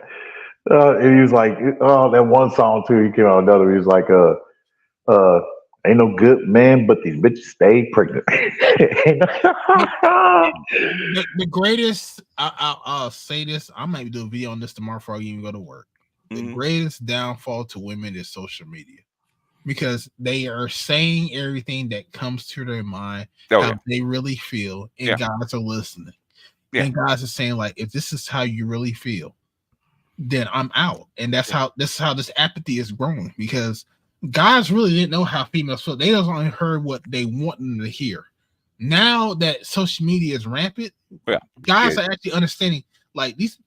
Oh, I thought you loved me. Oh, you really didn't love me? You just like the way I provide for you? Oh, hell no. I'm not important to you. Yeah, the matrix is falling apart. That's what's happening. Yeah, that's what it is. Guys are waking up from the matrix. They're not falling for the bullshit anymore, and that's why it's a problem. Because men are waking up. There's a lot of guys who have, basically, fuck it, I'm giving up. I'm not fucking with this stuff. It's not worth it. Apathy is growing all over the world. What was it? What was it? China? No, not China. Japan lying flat. It's China. Laying flat. Oh, grassy. The grassy is in Japan, but I gotta start saving this shit. Basically, there was a poll, and they said the Gen Xers, right? The mid-level Gen Xers that are 50 years old. They said 30% of them have never even been on a date with a woman. Gen Xers, really? Yeah. Oh, in Japan. In Japan, yeah. Okay. I was like, at 50 years old, never even been on a date with a female. I'll be honest with you. I think if you go from boomers to Gen Xers, I think Gen Xers had more marriages than the boomers did. Actually, not. You think so? No. Basically, I know a lot of Gen Xers that have been married multiple times. Like my sister, she's been married 3 times. Yeah, they wouldn't a whole lot of multiple marriages because the marriages actually lasted long. As far as boom was the last group of people that had long lasting marriages. Gen Xers it kind of fell apart. Yeah, that's what I'm saying. Like they had multiple marriages. Multiple marriages. Okay. Yeah, I'm not talking about long lasting. I'm just talking about like multiple. Like they got married upon married and they broke up. They married, and then when it comes to my generation, it's just like. We're married one time and then I'm out. Yeah. If that. And then Yeah. the rest of them is just like booty calls or like, Netflix and chill situations. And I think with Gen Z, it's just pretty much going to be just like whatever. Yeah, it was child support, welfare, um, and feminism that killed black marriage because prior to, I said, 1975, look at 80% of black men, 80%, there was an 80% marriage rate in the black community until like 1975. But the thing is, in 73, they killed the illegitimate part of welfare. Used to be you had to have been married and divorced or something like that to get welfare for your kids. But things, they killed that, so there's no more illegitimate. They changed it to out of wedlock. Yeah, and also too, I know you were looking for that, but I have to give that to you, where they changed it to where you can actually have a male in a household when you get benefits. That was but the male could not be a beneficiary to the family, like say he was a bum. Yeah, pretty much. Yeah, that was the killing of the man in the house rule in man in the house rule, 70s or something like that. It came in the 60s or 70s. I remember that. 60s. Yeah, because what's your name? Is it Gilliam? I think that's her last name. Wrote a whole book on the child support system because she worked for Bill Clinton, and she wrote a whole book of history of that shit. So a lot of that stuff is in there. Yeah, because they changed it I think at the end of the 70s and hold on. I think it was at the beginning of the 70s. Beginning of the 70s, yeah. They started changing it. They started changing that shit, and that's when you can start having a male in the household, but he had to be like, he couldn't contribute a certain amount of money in the household. Yeah, he had to be a pookie. Yeah. Yeah. Pretty much. Yeah. We allow you to have a dick, but not money. he was a dick. Yeah. And even then, because women complaining about that. It's like, yo, I can live in this household, but I can't have a man. And I'm really gonna have to actually pay for that documentary, the Period Go Project, because that was a real telling about the Monahan report and all that stuff going on at that time. Because I remember watching that documentary on Netflix, but they got rid of it, and the only way I can find it is on Amazon, but I have to pay for the subscription. If I do pay for that, it's gonna be have to be on your Patreon stream, BGS. Oh yeah. Because that is a real telling documentary, and it goes through everything, and everything that you have said, and we went through the Monahan report and everything. and then the Kerner Commission. It goes through all that shit. Yeah, man. I'll see what I have to do to pay for it, and I'll let you know. I'll call you and let you know. Okay. So that was a real good fucking documentary. I ain't gonna lie, that was a real good fucking documentary. I mean, I think the question is like, we've been running in society sort of at an unconscious level where things were just sort of, we had these systems and people just got into their roles and they kept things whizzing along. And now that everyone's sort of waking up and seeing, this side it isn't practicing in good faith. They're just gonna take your resources, and this other side saying, well, I don't want to play this game anymore. How do we patch society back up? I think this is a necessary step to get to that sort of conscious level where we understand human psychology. But how do we get that? If you can, the thing is, normally you would be able to because you wouldn't have any outside pressure that's affecting. The thing is, this is an end game, man. Western society is getting ready to go through a big shift. Yep. Yeah. So trying to fix it, what I call this little shit that's going on right now, this little shit, it's gonna be extremely hard when the big shit on the outside is going on. The old ways are done. You cannot act with these women like in 1950s. Yeah. Well, yeah, I agree. Yeah. Well, why should you? Yeah, so the paradigm as far as like male or female relationships are going to change. Either females going to acquiesce to the new changes and men are just going to have to adapt, or society will die out. Yeah. Because the problem is females. The males are willing to accept. I know plenty of males that will accept to be a stay-at-home dads, but the females that's facts. I think what we're getting at is both sides are now conscious and aware of their power in society. And to your point, it's that other side where it's just like, now that you understand that without you willing to acquiesce to a certain level, society can't continue. are you going to be willing to make that choice? Right? No, And I think that to be honest, women don't believe it. You hear them, they no, don't believe it. no. I'll be honest with you.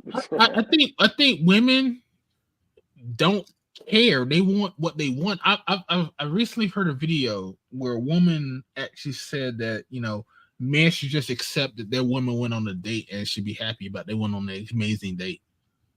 Okay. And the guy was just looking at him like, yo, what the fuck?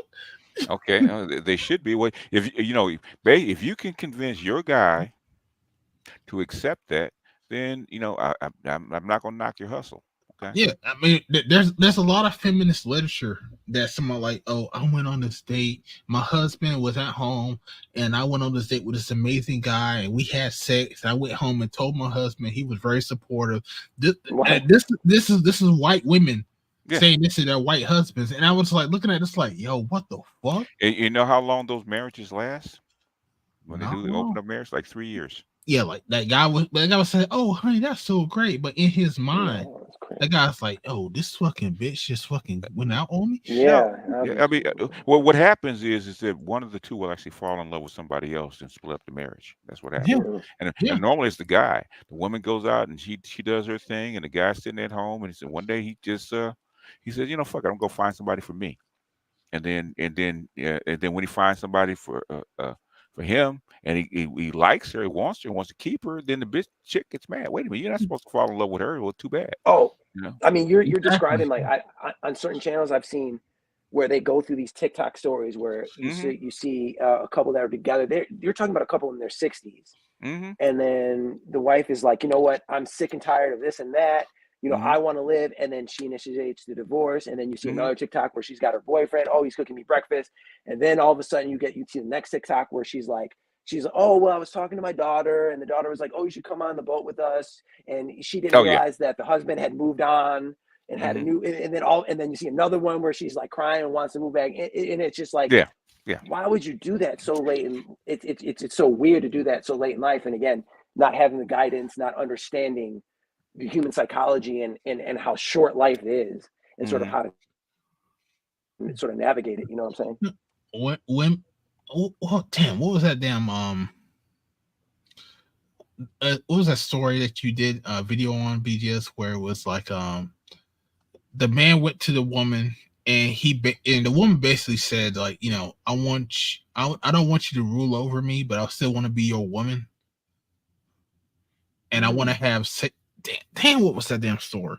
It was basically the nature of woman. So like she wants the man to be powerful. Oh, I remember that one. Yeah. But at the same time, she doesn't want a man to have power over her. So and that's the economy of women. Okay, well, you know, my thing is you can do that, man. Look at Fannie Willis, right? Bitch, pay. Yeah. It's like if Fannie Willis has power over a man, but guess what? She pays. The man has power, but she pays for him to have power over everybody else except for her. Yeah. Basically, you want to run him, you want to keep him in, you have to pay him, right? If you want to rule over a man, pay him. Fannie Willis, she got what she wanted out of her dudes, right? I talked to mean chicks like that. I said, but you're so aggressive and mean, and said, how you keep a dude? She said, I pay. Straight up, one of my good friends. She said, I pay. In fact, they had two friends, female friends, right? So I pay. So, really? She said, yes, I pay. And she had a couple of husbands, and stay-at-home husbands and shit like that, and they had to listen to what the fuck she had to say. She paid. She took care of them. Okay. And that's exactly what Marianne Slaughter said. He's like, if you want to take the provider roles from men, guess what? You got to be a provider. Yeah. You got to pay. Yeah. I'm sorry. It is what it is. Yeah. Because trust and believe, women are saying to guys that I want you to take care of me, but I don't want you to have no responsibility over me. Yeah. That means you don't. It's such a dumbass decision. They want you to sit there and be like, I want you to pay for everything, but as soon as I get in trouble, you step in for me, but you don't get to tell me not to be somewhere I shouldn't have to be.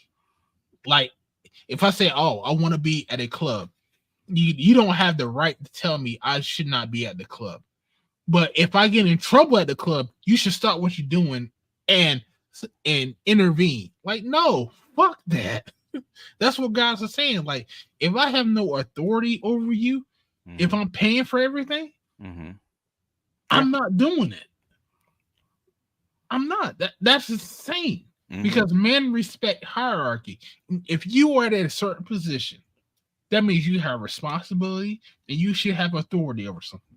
Women don't respect hierarchies. Yeah, they don't. But the thing is that one thing I liked about what's going on with Passport Bros and how it's gone global, right, and gone escape velocity, right, is now all these brothers are actually coming back reporting. Even the women are, okay.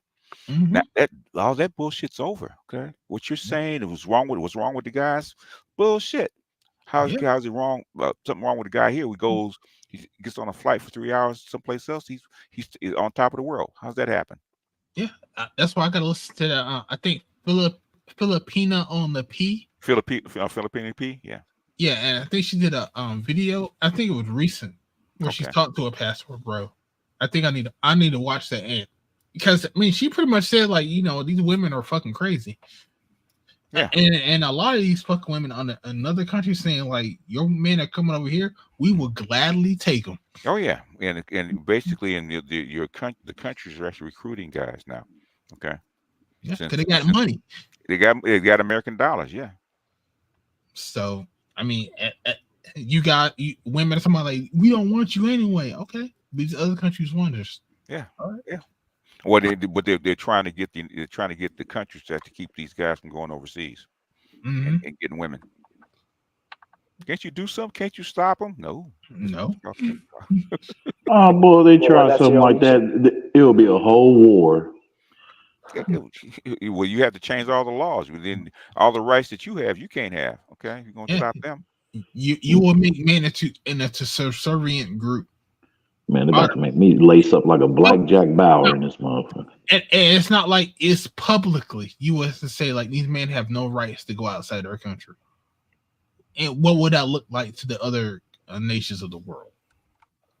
That would probably hurt their economy a little bit, wouldn't it? Because they get a lot of the U.S. dollars in there. No, because you have to understand the reason why we are free in this country to begin with is because how we look to the other world and say like, oh, we're the freest nation in the world. And the other countries like, wait, what about the black people in your area, in your country?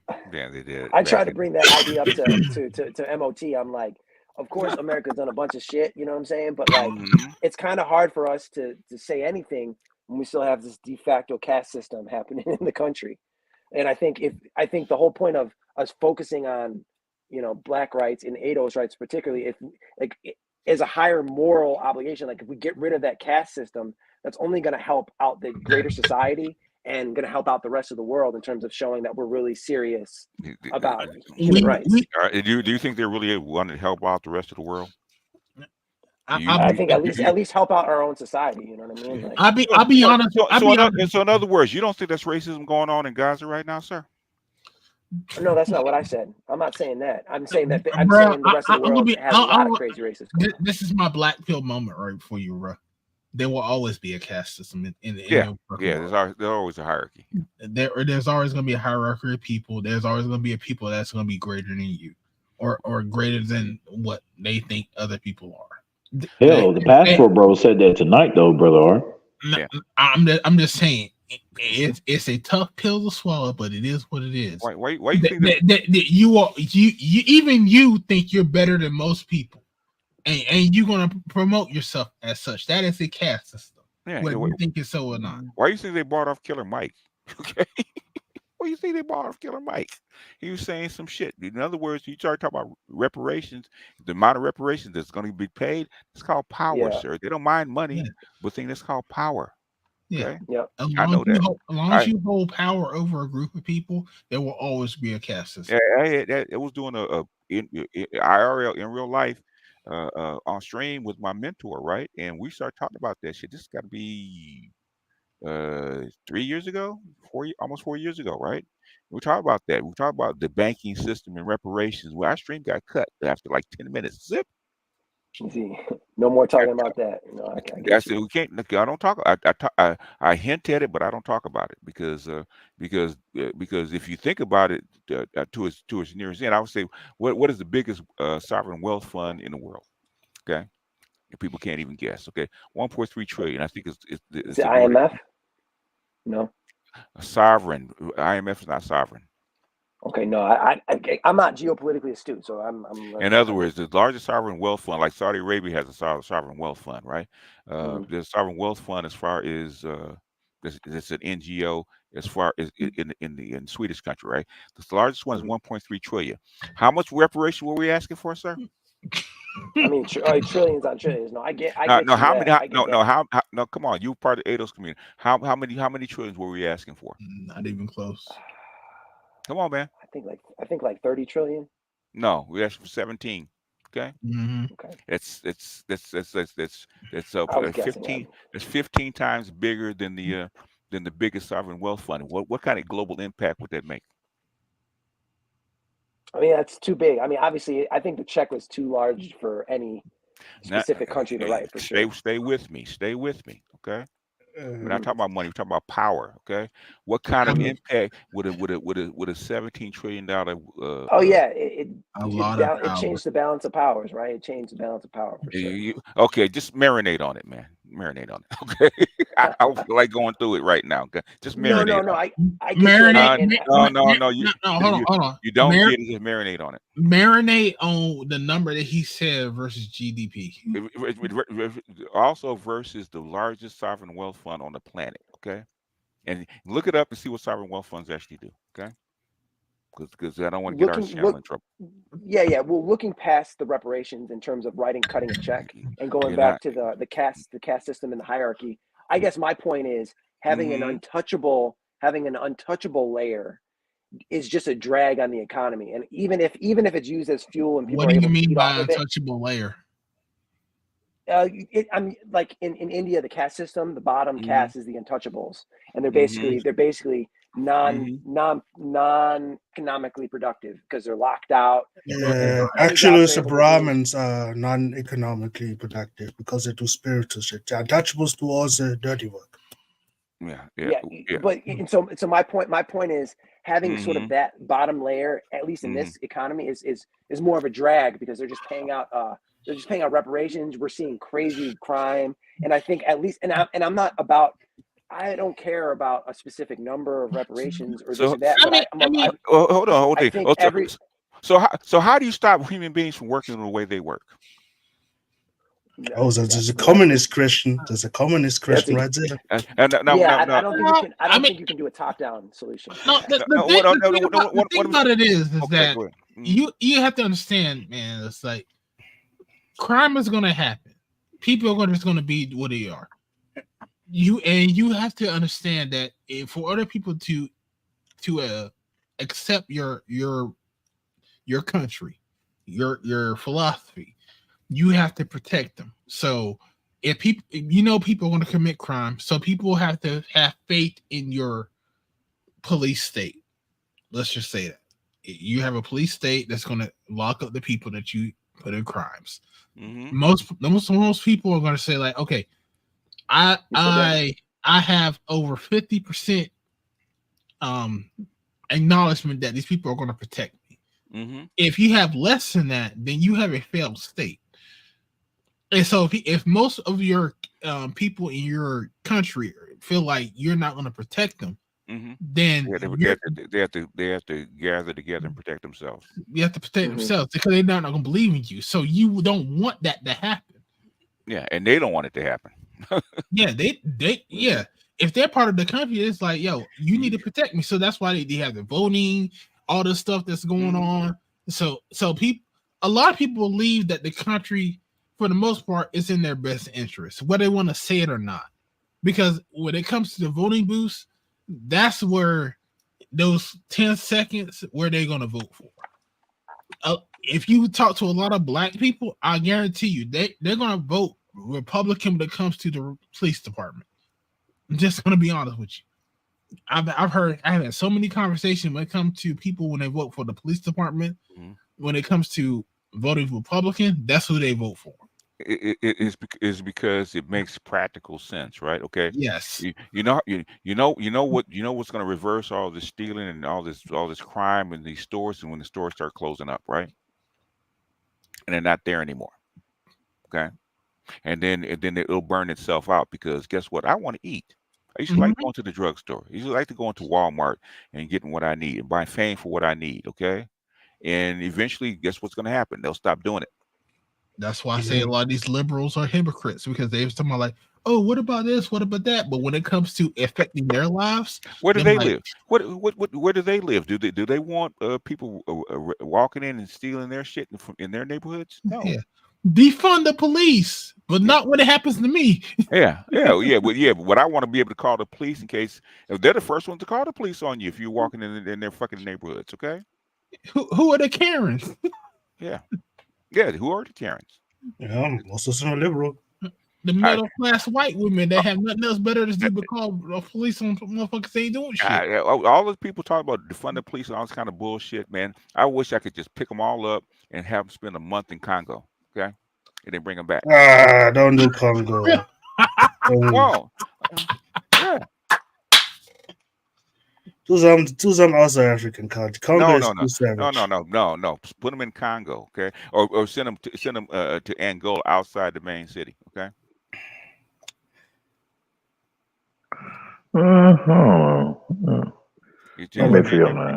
change your mind. Hurry. BGS, first of all, I wanted to say hello. Say hello to what's going on? I don't know what you and M.O.T have again for beef, because for me, he bringing that up again.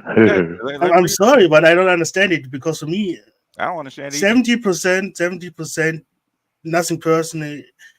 You talk the same thing. It's the 30% that I don't understand why you're always beefing about. Basically, people listen to me and don't listen to him. That's all it boils down to. So they have to prove me wrong. Basically, this is something that Rich the Bad Guy said. If you want power, you got to take BGS out. You're stupid. Just change your damn content, man. Quit staying on the same shit. They can't change their content. They have no people. They have to. Hot damn, man. They want my people. That's what they want. Yeah, at this point, it's personal because I was on M.O.T stream when I asked him what happens when you two come together and just shake hands and say everything is okay. Would you still make content about BGS? He said to me yes. So yeah. I don't care, man. Basically, man, I'm from California, man. At some point, I told this to what's his name? Truth as I know, right? You only get one time to put a knife in my back. Yeah. Man, it might be an asshole, but you only get one time to put a knife in my back. Okay. I hear that shit. Okay. I don't understand. Even what I used to call a friend, man, Valdez, angry man, right? Okay. Only get one time. Yeah, why can't we not go back to the good old days? Ain't no friends. Nah. I mean, listen, dude. I agree with BGS when he says that shit, because, like, listen, I am a very hard person to trust people, and I told this to even the PK. It's like if I like you, that means I like you. Yeah. But as soon as you turn on me, like you have no idea how many friends I have cut off, and people would be like, "Why'd you cut me off? Why did you give me another chance?" It's like, no. PK is drunk half of the time. Come on, man. Yeah, but he hasn't done anything but saying it's But what I'm saying is this, man. It's like, listen, you have one chance to piss me the fuck off. Mm-hmm. And I had a couple of friends like that, and I got one friend right now who still is like, I don't know why he's still mad at me. It's like, you don't remember the shit that you just did when we were hanging out, when you just left me at the fucking bar, and you didn't give a fuck. Oh, okay. You don't remember when the bullshit you did when it came to our friends, and okay, all right.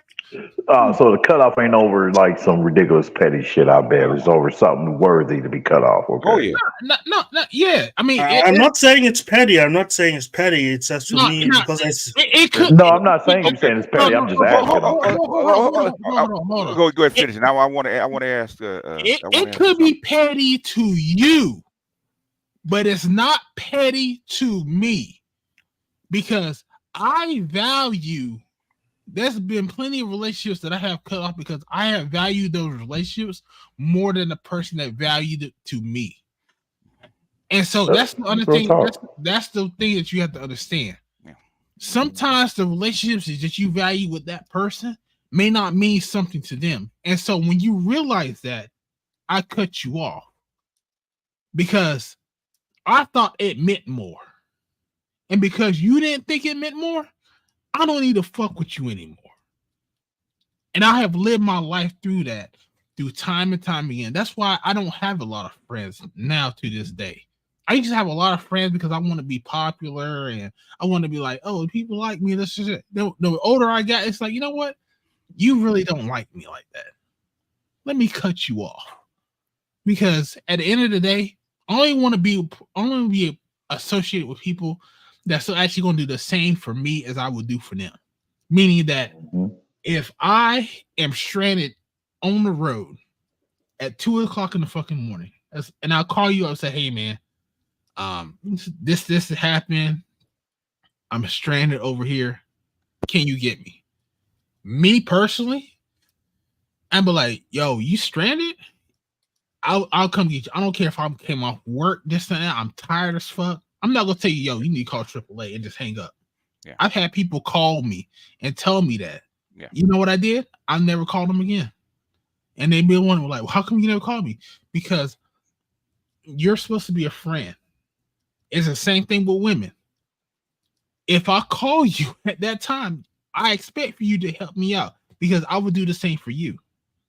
I don't expect for another motherfucker to put a knife in my fucking back because I wouldn't do it for them. But if you do that shit, I know where you stand. And I'm not gonna fuck with you anymore because you don't give a fuck about this relationship as much as I give a fuck about it. It's real talk. Yeah. But the thing is, I want to ask this, man. What profits me to actually be a friend with M.O.T. after all this? Why should I do it? It's not about friendship. It's just saying me as a person, as now Snake Man, as I think, if you would just not even friendly, just maybe argue about a specific topic, you can disagree. Why? Why should I do it? I waste my precious time and effort to actually do that with him. I cannot say it's my feeling. There is no logic behind it. It's an intuition. So in other words, there's nothing in it for me to do it at all. Okay. Hell, if you allow them, I see where BGS is saying, because in the same sense as with the women, hell, if you allow the bastards, hell, dudes can be drainers of life force just like these damn females. It's only a benefit to M.O.T. It's not a benefit to BGS. What benefit does BGS get out of it? Well, I brought that up to M.O.T. and sort of pinging off what Snake Man just said. And I think what I was trying to bring up to him is like, you're coming in hot, talking this garbage, cursing at people, yelling. If you would bring it down a level and you just be polite and you just bring your perspective, I think that, there's this idea of opponent processing. I don't know if you guys have heard that. Like in nature, it's like nature's able to get stronger is because there's something equally as strong as that organism, whatever, and it forces that organism to evolve, and it just goes back and forth, right? And so having people who have... Okay, let me finish. I'm sorry, go ahead. No, I'm just basically what I'm saying, as long as everyone can be cordial, because I think, this is sort of rare air where we don't have that many people up on these panels a lot, and I think having people that have different points of view, as long as everyone's able to be respectful, be able to hash it out, I think it's good. And if they're not? Well, no, and to your point, I think if they're not being respectful, it's not worth talking. And that's so what I was trying to say to him. So how many chances you want to give these people? No, it's not he shouldn't. I don't think he's gonna change. Even if he does change, how many chances should I give him? Well, I mean, that's on you. I mean, this is your time. It's your life. No. I'm asking you personally. I know what I would do. I already made what myself clear. I'm asking you because you're arguing for this. How many chances should I give him? What would I do? I would have to see how much. It would be specific in terms of how much content he does and how many panels he goes on being respectful, and if he's making any logical sense, and if I'm hearing something that I can ping off of that, like, oh wow, I may or may not agree with it, but I can sort of see where he's going, and there might be a useful conversation. So BG, I might do that. Also, BGS. So what he's basically saying is that okay, you guys, both of y'all get in the ring, even though it's a great chance where y'all may not come to any kind of agreement or peaceful solution. This Okay. is something. This is something specifically for the audience to discern. So You what? know, So why should I do it? Why should someone go through that much agony just for you? I know you hear me. Shit. Man, to this day, I still don't No, no. understand because I was. I'm asking you. You think you're thinking about yourself? Why should I do it? Well, that's why I said I for you personally, I see why you wouldn't do it, right? Thank you. For, So why for would I? yeah. And again, I'm not. It wasn't me saying what you should do. Mhm. I was talking to M.O.T. because Okay. he's the If one you can coming up change on it. panels. Well, tell that And- to and- M.O.T. He's not here right now. I even did. though I was on the panel. Okay, with so what did he that's say? That's what I'm trying to say. Well, what did he Everything say? that I just said. That's It was- what I'm trying to Okay, say. they can say what he said to me. No, The he thing said is, no. the thing is, you just hear what's going Exactly. on the panels, right? What he said. You haven't seen the shit that's going on in the background. Okay. Yeah, and that is something. That is There's a lot something I of want to. there's a lot of bullshit they've done in the background that put more than a few knives in my back. Okay, that I will never fuck with these people again. Okay, because that I want to know, because for me it's a beef, the same as at M.O.T. Where did it start? Because when I watch streams and so, I don't really see it. I see little disagreements, but I don't see the gigantic backstab like to Judas. Oh, When did the Judas? He called him a spinster. no, with that's part of it. But the art knows what went on in the background as far as the stuff that's outside of YouTube that this group has done. Right? I don't make it public. Okay, the only people that they're in the inner circle, they know what went on in the background. I don't make this shit public, but they've done some bullshit in the background. A whole bunch of bullshit in the background, man, that y'all don't even see. Okay, so talking about Google chat. I know about some things in the background, but I don't know specifically what happened. That's why I'm not gonna make it public. We're not making it public. All we know is that they did some shit. Yeah. And me and BGS has talked about this shit, even with Valdez. Mm-hmm. And I'm disappointed in that situation because I got dragged into it, but and I don't think it was fair. But at the same time, it's just like it is what it is. Mm-hmm. And you know what? A lot of you guys are not privy to it, and you will never be privy to it. Mm-hmm. It is what it is. I don't even talk about it. So yeah. And I just want to make clear too, like me coming up here, like again, I have respect for everyone on the panel. So anytime when I'm talking, I'm not really saying what you specifically should do. And a lot of times I'm trying to just really I'm just having the conversation to sort of to learn a lot more. So like I'm soaking up the knowledge, and a lot of times I'm not trying to challenge what you're saying. It's more of I'm trying to explore ideas and stuff. So that's where I'm coming from. I'm not really into the whole talking shit or challenging you. Yeah, my thing I'm trying to learn. My thing is, Mark been with me for so long. He's probably heard it 1,000 times, right? Don't believe any fucking thing I say. Okay. Mm-hmm. Don't believe nothing I say. Go if I bring it out to you, challenge everything that I say. But the thing is, at some certain point, Art probably was like that. He challenged it, okay. But then guess what, nigga, right? Yeah. And to be honest with you, there's some things that I may disagree with BGS on, but at the same time, we have a mutual understanding about it. It's like, but at the most point, he's pretty much right. Yeah. Basically, if you show me where I'm wrong, go ahead. Yeah. My thing is though, my thing is though with these dudes I see or whatever, I don't know. These are one of the things I'm talking about that I ain't caring about mentioning is that one of the things I see to me that was disturbing, and it caused me really not to fuck with dudes like that is when I see them frequently over, fucking with the spots, where these strags be at, they be shitting on the Manosphere, like chicks like that sexy red chick and all them. Made the troll, all these people, yeah, you know what I mean. And then you come over here, and then all you want to make content about is shitting on man in the Manosphere, just trying to be strong advocates for black men and boys. Like I can't fuck with you. Then don't. Well, the problem is that there are a lot of guys that say they're for the space. They want to go over there and cape. I'm sorry. It is what it is. You don't know how many people I think in my chat room be on the other side and saying, "Yeah, Queen, yeah, Queen." Yeah. I was never on a cream panel. So like I said, for me it's just Well, like we're not I talking was about you. sleeping. Yeah, I was awake. We're not Everything talking was about okay. you. We're not talking about No. you. It's just to understand what my experience comes from. I was awake. Everything was okay. Then I went to sleep. Then I wake up and there's a gigantic wall between you two. And I asked what happens. The only thing I get is you were not there at the last dinner with Jesus. You were not Yeah, on that's the right. mountain. You didn't know what happened. I said, okay, what Exactly. happened? But Exactly. why is the wall there? Yeah, I'm just confused. There's a lot of disingenuous males that just want to hop on because they got their fucking mannerisms for their fucking grandma and watch fucking Days of Our Fucking Lives. They want to keep beef going because they think this fucking shit is fucking entertaining. I'm sorry. Yes, yeah. Men don't engage with beef because we know that shit's gonna lead to fist fights. I don't engage in beef online because I told this shit to Artisan MC with the shit that happened to my fucking channel, my first channel. Mm. If any of these motherfuckers know who I am and put my information out there, I'm hunting. And I mean that 110%. I do not give a fuck about my fucking life. I'm hunting. Yeah, that's the tourist talking.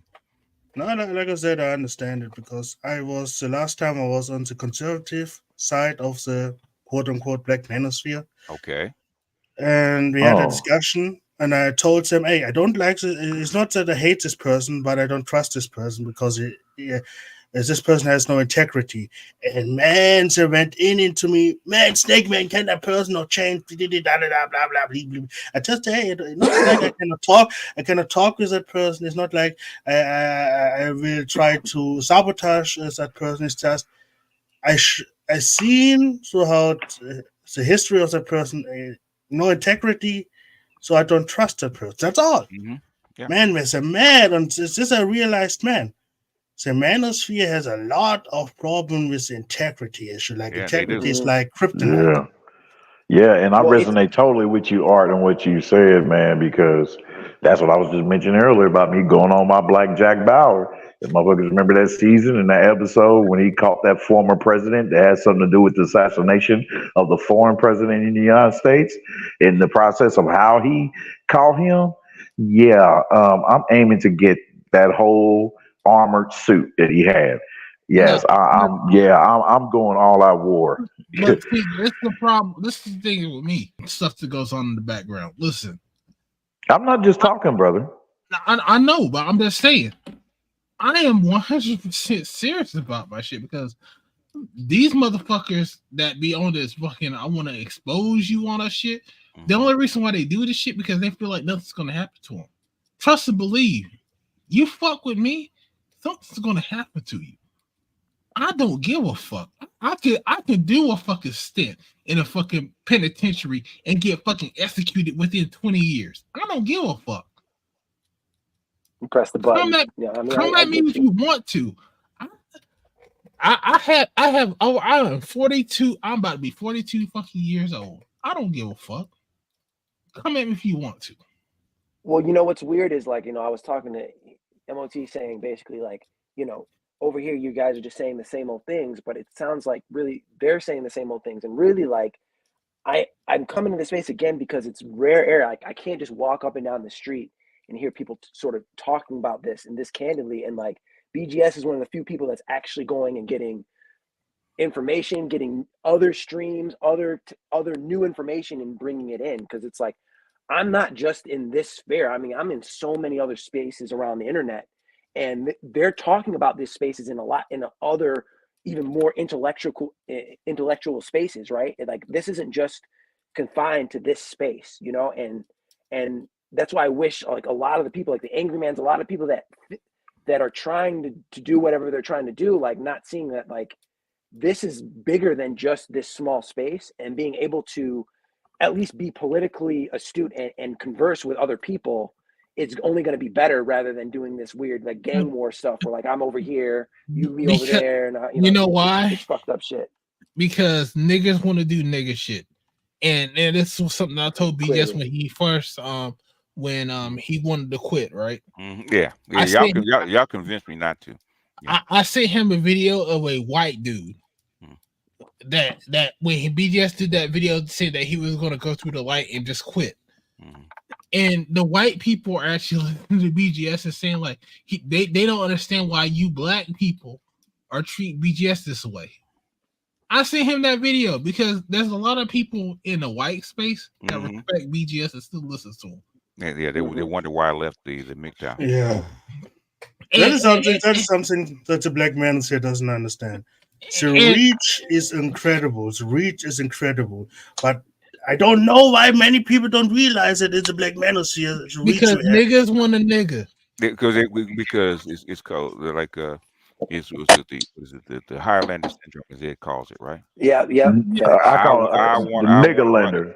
The Niggerlander syndrome. Yeah, they want to run it. The thing is, okay, dude, you have your own network of people, because you have about 20 people in that little network, right?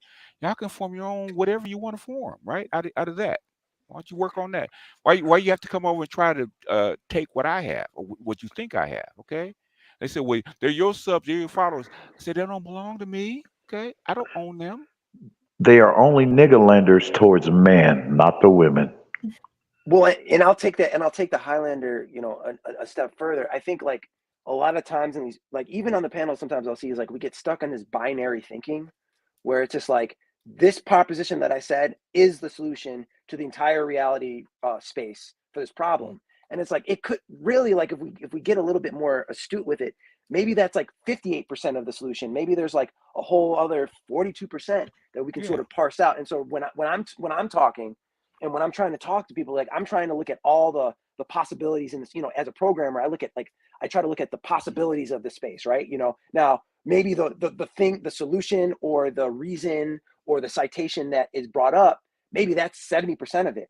But I also like, in SEO, they call it the long tail, right? Where, there's the main, right? There's the main keywords that account for like the main thing. But then as you get further and further along, like maybe some of the keywords count for less and less. But in order to get the full picture, I mean, you understand what I'm saying, right? I got Toya reading the book, The Long Tail.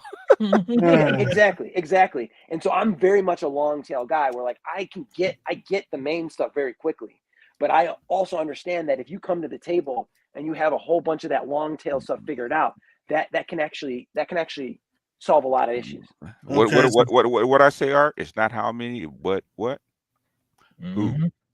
Yeah, but Mr. A, because I don't see your name, maybe you're a little bit new when it comes to the panel discussion, but if you talk long enough, even when they make good arguments, at the end of the day, most of the black men, when they discuss it, don't actually want the solutions they're proposing. I'm just saying that. They want to be heard.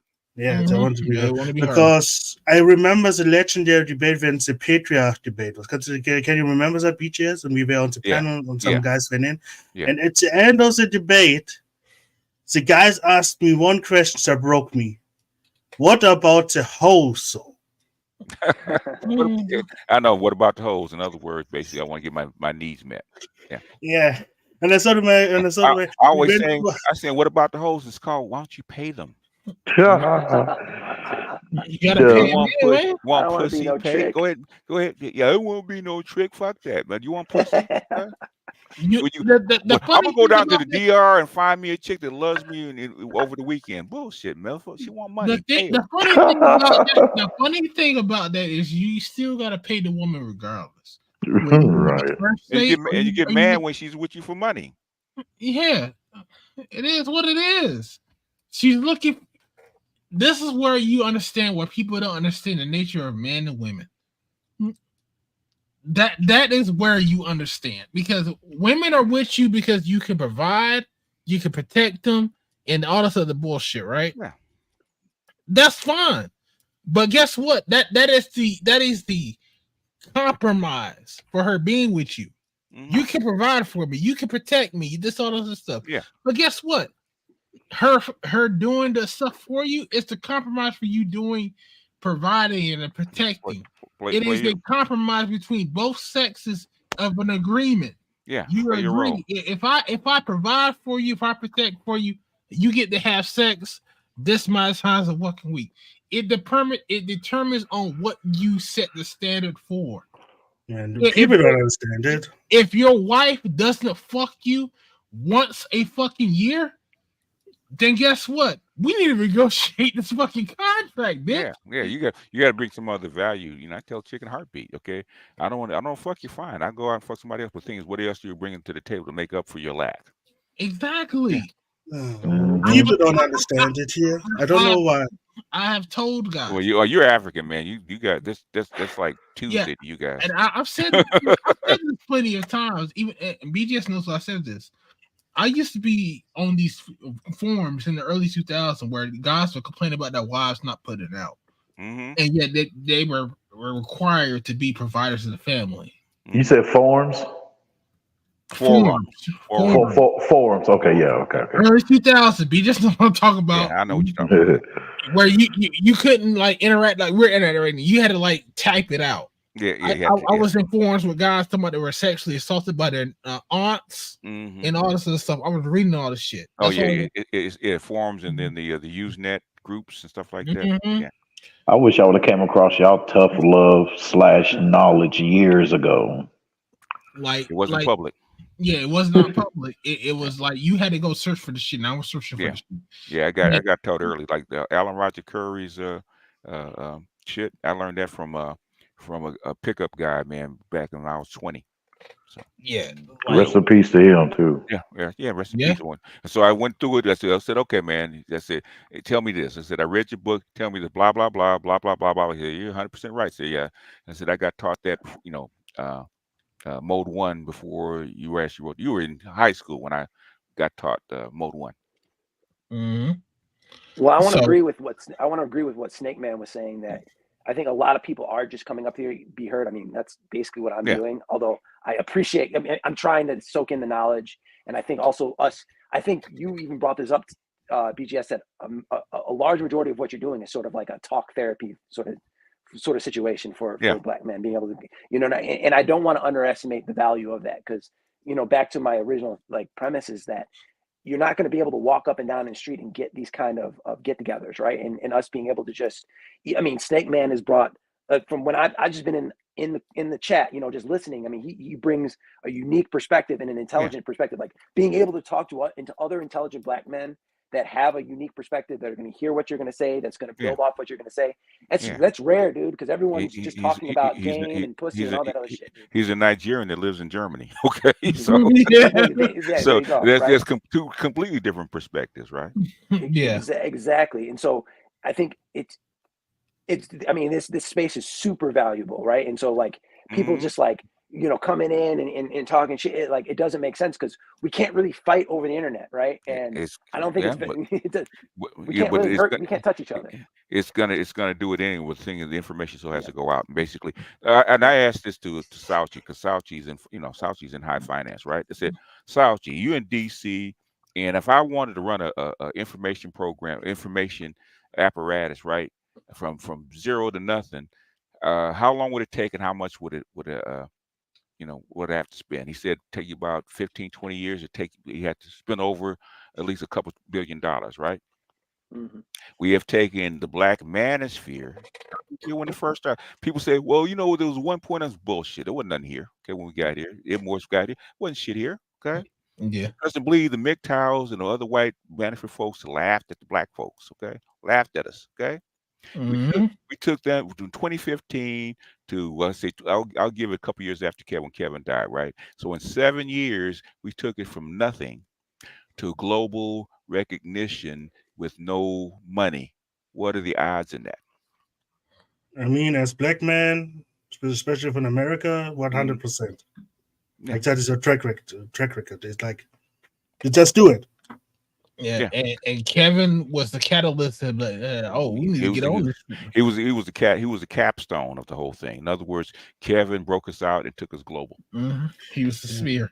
He was the spear. I still got to do my late tribute to him for his birthday. Yeah. So, which I already have it all set and ready now. Yeah. Shout out, little brother. Yeah. Guys, I have to go.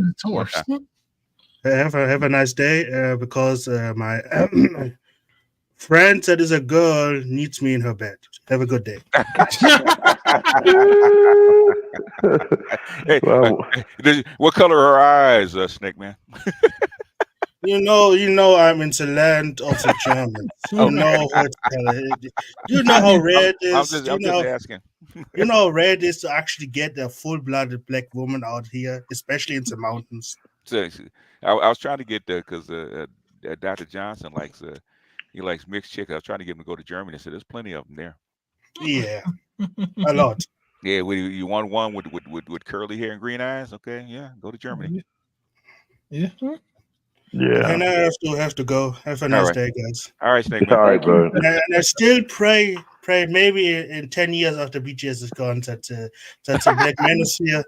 Black Manosphere has peace at last. Maybe it's next year. It would be, except for one thing. It's called niggas. That blue Winter Soldier chip. Hey, we can hope. We can hope. Nah, niggas like to fight, man. They do. Man.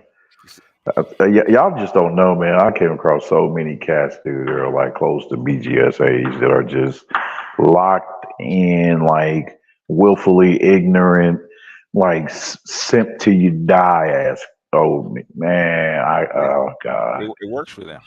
Yeah, I mean that's what it is. I mean, you have to understand that that's the way they were taught. Like I've had a conversation with my dad, which is like, "Oh, you don't want any kids?" I was like, "I'm not going to marry a chick that I can cook better than." And then they just had to stop in the tracks. It's like, yeah, you're right. I mean, but the thing is, it's like, okay, because dig it. I mean, even with my Christian values, and the same with that, I never try to shove knowledge down anybody's throat. But the thing is, it's not even the Christian values, dude. A lot of people. No, I'm just saying it's in the same as that, like, even with the knowledge of this of the Manosphere too, like, the talking points and all that stuff. I don't try to shove none of this knowledge down nobody's throat. But my problem is that I have though, brother Art and BGS is these cats, okay, when they see how I operate, how I move, how I'm not moving in no simp fashion like they are, then they want to try to question me and get in my face about it. The problem is that a lot of these people that say they believe in the Bible don't believe in the fucking Bible. And that's one of the major problems I have with the down south Christian folks who got these women in these churches. Sound like my cousins. and it's just like, yo, you cater too much to these fucking bitches instead of telling them the damn truth. Well, there's no church, Baptist church without the bitches, okay? Trust me, I know. And I'll be looking at my mama got to go in her purse to keep church going, all right? Mm-hmm. It's like, oh, let's do our ties. So like, what you doing ties for? I mean, man, I go to church online. That's one of the reasons why I like my mom's old pastor, because he got kicked out of his church because he told what was in the Bible, and they kicked him out because he had preached like hope and happiness and all that shit. He's like, he's prosperity, huh? Yeah, he was like, nah, fuck all that. He's like, I'm gonna teach the fucking truth, and they kicked him out. And my mom was like, nah, he was a good pastor. Yeah, he was. Yeah, too good. Yeah, too good. That's why I listen to Geno Jennings. Yeah, he wasn't no fucking Joel Osteen and all that bullshit. Oh yeah, how good. God. My mother used to listen to these people. What's the one pastor that back in the early 2000s that used to like throw hands on people, like some Benny Jean? What's his name? It was a fake. It was a fake ass shit. Oh. I know who you're talking about. I think I know. Yeah. Higgins or what is his name? Yeah, he used to like throw his hands and people would just fall out and all crowds and shit. It was like, really, nigga? Really, nigga? That goes all the way back to Southern Baptist, man, back in the 30s, man. Shit. I'm in the South, nigga. Those are my values I hold dear, man, because that's all I know, bro. You know what I mean? And I'm willing to die on it. No. Well, yeah. Hey, good luck. That's what I say. Mm-hmm. Hey, listen, I'm a cynical ass. That's all I can say. I'm a cynical ass. I'm just like, If I go out in a blaze of glory fighting these motherfuckers, man, you know what I mean? As long as I know I'm standing on what's righteous, man, and it's good and everything. So Yeah, I'm fighting against evil. So, Yeah, and I'm and I'm and I'm what if the evil was taught upon your people and you just believed it? no, I'm not getting in that discussion, Bubba. No. And I'm just No. saying, we The were thing is, there's crooked people in and there's crooked people outside. So I deal with those who are only genuine. You know what I mean? I'm just saying we were traveled here by force. I don't care, Art. I do not care. I do not care. Okay, well then you brought it up though, sir. I know you brought it up. Yeah, No, I use an example. I say it in the beginning. I'm like, okay, in the same with the Manosphere talking points. Okay, in the same with that, like with my Christian values that I hold, I do not do with either. I do not shove it down nobody's throat. The Christian values are the values, you know what I mean, that I've gained through the Manosphere, through the Black Manosphere. I'm a black Gnostic. Do I shove my beliefs or my outlook on the world down people's throats after 10 Nope. years? Okay.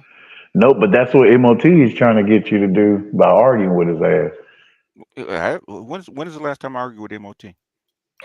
I think that was like a long ass time ago, wasn't it? Exactly. Shit. It wasn't even an argument. It was him screaming. Yeah, it was. You old niggas. I can't hardly breathe. I can't hardly breathe. You all old he niggas. does is become screaming. Yeah, that's all he does. It's not arguing. I wanted to ask BGS, have you heard of the meaning crisis? The who? The meaning crisis? Yeah, I mean there's basically a section of YouTube called the Meta Modern. What the fuck is that? Meta Modern. It's basically where they I mean, look it up. I mean, there's a lot of no. Look it up. You hear it. Explain it. You brought it up. What the fuck is it? Yeah.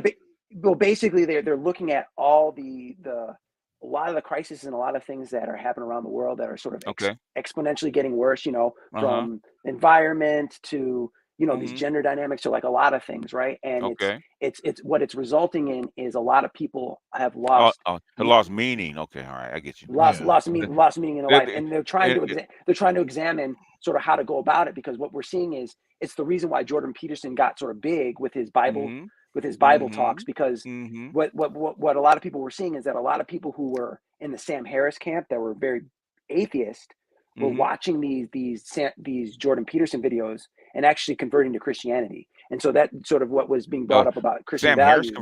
Sam Harris converted to Christianity? No.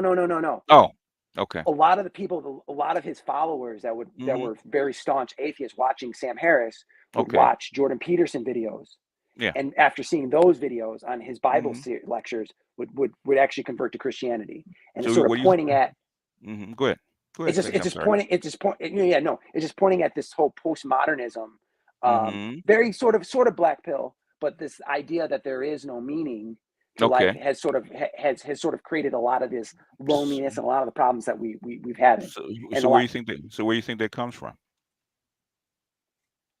It's coming from the way we do how society and sort of what we've been doing, right? It's been the phasing out of sort of religion in society, I think, and then them going on without it. I think it points to humans needing some type of belief in something. Not everybody, but a lot of people. So what did they believe in before they started losing hope?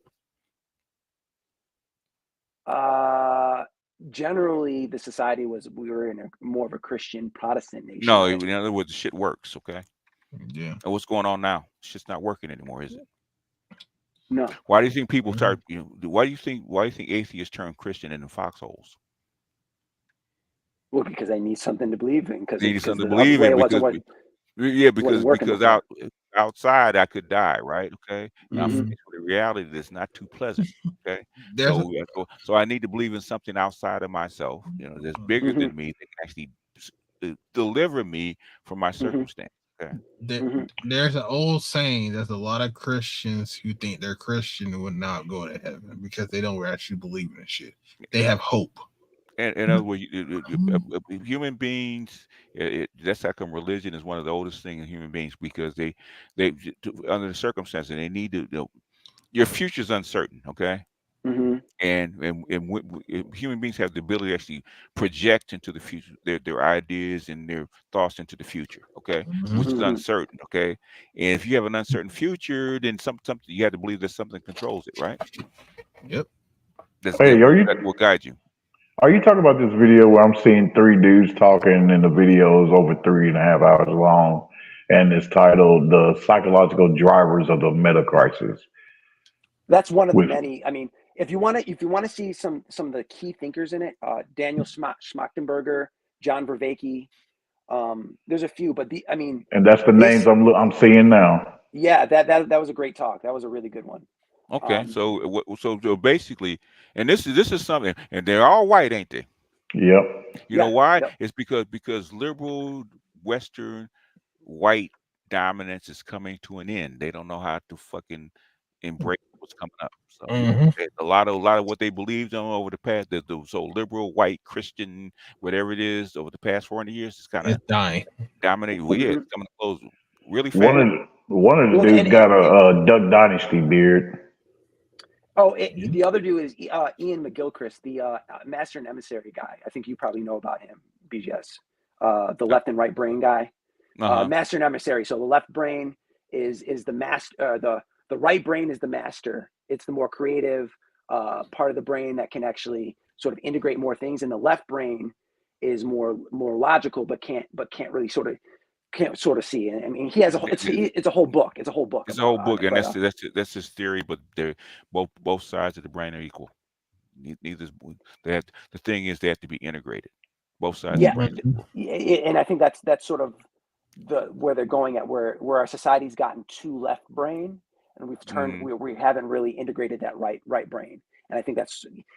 I mean, they get into so many things, and I'm not a master of all those things. I mean, this is one of the many things that I sort of follow. But I think so the way they push society is not working. Yeah, that's exactly what they're talking about. That's exactly what they're talking about. And so they believe that the same thing the feminists are going through the exact fucking same thing, right? Because they don't believe in nature; they believe in nurture. That's the problem. And what happens when fucking nature starts popping up? And fucking people up. Why you think societies are coming apart? It has nothing to do with nature or with nurture. It's nature. Okay. They don't know how to handle this shit. Okay. Which is why I have I don't know what Nameless does in real life. I wouldn't even speculate, right? That's why Nameless has been working on this for the past 6 years. Okay. The postmodern or post-industrial societies and the mouse utopia. Okay. And guess who's the bleeding edge of this shit is? It's called Korea. The 4B movement is the bleeding edge of this shit. Okay, that's what's going to happen to your society. It's going to come apart. It's going to disintegrate. If you don't fix it, you're gone. They don't know how to handle this shit. That's why they call it a metacrisis. What a meta means? It means more than one study, right? In other words, it's a whole bunch of things at one time. Okay, you're trying to take all these different hot spots, all these different problems, add them all up into a meta thing, and try to figure out, okay, what is the underlying problem with all these structures? Trying to find it's men compared to your last video. It's men, and I think there's taking a little slice. I think a great perspective that was brought up. Like for instance, let's say you're Jamie Dimon, right, the CEO of Chase, and you're like, okay, I see, for instance, I don't like. I see what's happening in the environment and I want to do something about it. So we're going to change our policy as Chase. We're not going to invest in this or that. What's going to end up happening is because of something called fiduciary responsibility, he's just going to be voted out the next day if what he does is even though it might be good for the planet, it's not good for the business. He's going to be voted out and they're just going to vote in another CEO the next day. And what you have is all the businesses in the world are in that same thing. So even if people wanted to do something, the way the system is set up is that it's not very easy for anyone to make any change. So that's just one of the many problems where because you're going to have to give up your position. And so a lot of people that are in this, that even in the United States, do not want to live a second world life. Okay. If you remember, all right, you were in that cop in I think it was Tennessee. That white woman that fucked all those people in her department. Oh yeah. You remember? You know what she recently got, right? Yeah, $500,000. Yeah, off of fucking everybody in her department. And all she had to say was she was groomed. She was groomed. She was white. You wasn't groomed. Shit, she was a hoe. But if they want to give $500,000, So if men across the nation are looking at this, how you think they're gonna react if you are a woman that just fucks around and all you have to say is that and get $500,000 from the state? Yeah. What are men are gonna react to? Yeah, what they're gonna react to as they should. It's an agreement between men and women, okay? And basically, what women depend on is the Leviathan of the state to actually rule in their favor and force men to do shit. What happens when men don't want to follow the state anymore? Yeah, because men agreed to pay you $500,000, but what's the after effects about that? Yeah, well, that's fine. She can get her money. But the thing is, how many times can you do that? How many times will men stand for it? Yes. And they think, well, men have become violent. They could, but the thing is, what's worse than violence is called apathy. Most civilizations fall apart because of apathy, not violence. And that was a part of that situation that you had on your channel with that woman that you were talking about. It's like they don't want men to become apathetic towards women anymore. Yeah, they wanted like, oh, we need to have to change the men about their thinking. Like, nah, you got to find what you have to. We need men to convince men to follow this program and be a different kind of man. That's when basically men are saying, no, bitch, you got to give us something. What do we get in return? And you're not offering anything in return. That's how come you have all these programs that's switching gears. I told you that 3-4 years ago, right? The pendulum has to swing back. It's going to swing back the other way. Why? Because it has to. Otherwise, this shit's going to come apart. Guess what they do? Guess what they're trying to do? They're trying to push the pendulum back the other way. Get rid of the Andrew Tates and all the stuff. Well, they're talking about the red pill movement and how it's misogynistic against men. Yeah, and it's growing. And it's growing. That's like I showed you, okay? And this chick, she talking about the last 14 years. That means these motherfuckers have been following this shit for 14 years. They knew it was happening, but they didn't think it would get to this point. Now they have to address it. Okay. The thing is now, as far as I'm concerned, I've got the MGTOWs and the Manosphere and the Black Manosphere as far as I can get them. Okay. You got the mic now. What are you gonna do with it? What you wanted originally was the mic. Now you have the mic. What you gonna do? Yeah. All this bullshit about I don't like BGS to talk about bitches. I'm like, man, I don't give a I'll be 65 this year. I don't give a fuck about that shit, right? I wanted black men, white men and black men, especially black men, to get the mic and put your agenda out front, okay, where you actually listen to, okay? Regardless of what happens, that you actually listen to. Now you are. Now what are you gonna do? Now they're actually gonna start throwing money at you. What are you gonna do? I tell you, motherfuckers, man, to kiss my ass. You motherfuckers, according to you, BGS, you said, if I'm correct, you said these motherfuckers been talking about us for over 50 years, right? No, 14 years. In other words, basically, the beginning of, I said, when did MGTOW start? Like 2010, 2011, something like that? No, I'm talking about the females talking shit about us. Yeah, I don't want to hear no talking about don't talk shit about women. Yeah, you said 50 years, right? No, the females been talking shit about us for 60 for a long ass time. Yeah, long ass time. But hell, they were talking about us bad about us in the 50s. But well, then I don't want to hear shit. They can kiss ass. No, not they can kick mud. Shit. Well, but the thing about it is that they're listening now. Yeah. Well, the thing is, what females have said and all this other bullshit means nothing, because without the state ruling in their favor, they don't have anything, right? The thing is, we're not appealing to the rabble; we're appealing to Caesar. Okay. We're directly in Caesar's court. The World Economic Forum runs all this shit, man. All the wealthy people, all the governments, they're coming together. This is a fucking global problem. So you're at the highest court in the land. You have the highest mic in the land, where you have all the movers and shakers on the planet listening to you. What are you gonna say? Yeah, and importing immigrants is only gonna soften the blow. Importing immigrants is just that. Okay. Importing immigrants is a structural problem, okay? Yeah. It's a structural problem, okay? In fact, I'm gonna start it. I probably need to go back to my dark news, start putting shit back up. I've been, concentrating on my, concentrating on my black pill shit, my lies, instead of putting up this shit, man. I see this stuff all the time, right? In fact, I think it's called the second wind rush, where they're importing black people from the islands that should come in and start taking care of the older people because it's more cost effective. Okay, that's just one point in it, right? Why you think the Europe is allowing all the people from the Middle East and Africa into the country, and especially France. France doesn't even allow you to actually uh, uh, use race as far as babies being born, right? They don't do race. Okay, they eliminate all that shit. They're all French. Okay, they're all French. In fact, you can't even get a fucking DNA test. Okay, as far if to see if your bitch is actually fucked around on you because they need babies. Okay. In fact, I think I'm gonna read it. In fact, this chick in Portugal is talking about what's going on in Portugal and the fact that they're not having babies. What's happening to the country? There's a lot of shit that goes on, man. That could actually put in on the record.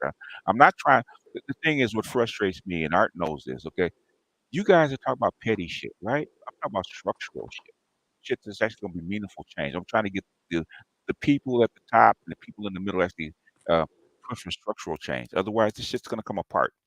Okay, you won't give a fuck about pussy and fucking bitches when you can't eat. And this is why you niggas need to pay for the Patreon for BGS and more. Pay for that shit. Get your knowledge up, nigga. I talk about it because I talk about this stuff because that's where the need is, right? Because I'm trying to get. It's not even talk about the women, right? I'm trying to get Negroes to change their worldview about how they see themselves and how they see the women, right? Because you've been taught by your mama and your aunties how to think, what your worldview should be. I'm trying to get you out of that. So you can see there's a bigger structure, okay? Passport bros help because, like I say, you look, they tell you wasn't shit, you dusty, you broke, you got to have $100,000 to be with me. Guess what? The chick over in Africa said you don't even need that, okay? Yeah. I was trained to submit to you, okay? If Snakeman was here, he would tell you, I was trained to submit to you. Same thing in Asia, same thing in Latin America, right? Our chicks are the only women that don't do that shit. Nope. So They said North Korea's birth rate is low as hell. North or South Korea, whichever one. South Korea. South Korea, yeah. It's below 0.7. It's supposed to be 0.68 or something. And I just heard too about them having like what they call an MD movement, where they rise up against men and shit and all the patriarchy and all that. 4B movement, the 4 No's. I did 2 videos on that, two streams on that. I think 3 streams on that. You said 4B, not no the MD. Okay. MD. B before ba or 4 no. In other words, ba means no in Korean, right? So in other words, the 4 no's. Don't date, don't have sex, don't have babies, and don't marry. Okay, the 4 no's. Go look it up. There's tons of videos on it. I got 2 copyrights, on that shit, man, by playing that shit for you. Okay, there wasn't strikes, but the thing is, you know how it is. Yeah. It's not monetized. Yeah. I understand that, man. But anyway, guys, it is 6:49 in the morning. The old man needs to be to sleep. Yeah. Are you gonna do a Patreon sleep? Are you gonna do a Patreon today? Yeah, I'm gonna do a Patreon today because I didn't because I didn't do the stuff with Gigi today, so I don't have to do a movie thing with the doc. So yeah, I didn't see him come out with no stream today or in a while. He did the stream today or yesterday. Yeah, in fact, he did a back-to-back. Did one on Friday, one the second part on Saturday. I did not get no damn notification. I gotta check them, man. That's YouTube. That's YouTube, man. I'm trying to get YouTube to stop unsubscribing my people, but I guess that's not gonna happen either. I'll let you know, just once I get that Perigo project, so that way you can coordinate. I'm gonna try to get that out because that documentary does need to be told. But other than that, like I said, as far as my Discord, it's movie night. Probably I may do a movie night Monday. It just depends on what time I get home. Yeah. So I got to relearn Discord, man. I might join you guys. What time is? Put your damn link in the chat, man, because I know I ain't got your shit. I got like 5 other motherfuckers Discord. Put it in the back chat. Yeah. Because Rob from Comics Explain, I got his Discord and shit. Yeah, I just do movie nights, man. I just play the movies. If people want to come in, they can join. So you don't need a StreamYard link. You know, where it's not live. But I do Discord because it's free, and I don't like paying that extra money. Yeah, well, the thing is with StreamYard is basically it's recorded. I can actually record it without copyright, and people can go back and look at it because everybody's not going to be live. Because I don't really need it, you know, the StreamYard actually go live and show and actually play a film. Because Artisan did that one time where, like, I was like, okay, you can do that, like, you know, post out a link without being live, and so people can come up and shit. Okay, Yeah. People can come up, but things you're limited to, like, I think it's 12. Oh, and thing that we would do StreamYard is because the webinar, you know, which I got to pay for. But the thing is I can have it works just like StreamYard. Can have up to like 300 people. Is it 300 people? Oh, damn! Does the movies play smooth in the Discord? Yeah, people are actually surprised at how declared the movies are. Oh, the clarity. Okay. Yeah. Oh shit! Well, then damn, I need to get back into the Discord. Then I've been neglecting that motherfucker. You know, I've actually been playing movies from my portable DVD player from my PC. So okay, it's probably something new in Discord. I don't think it's always been there.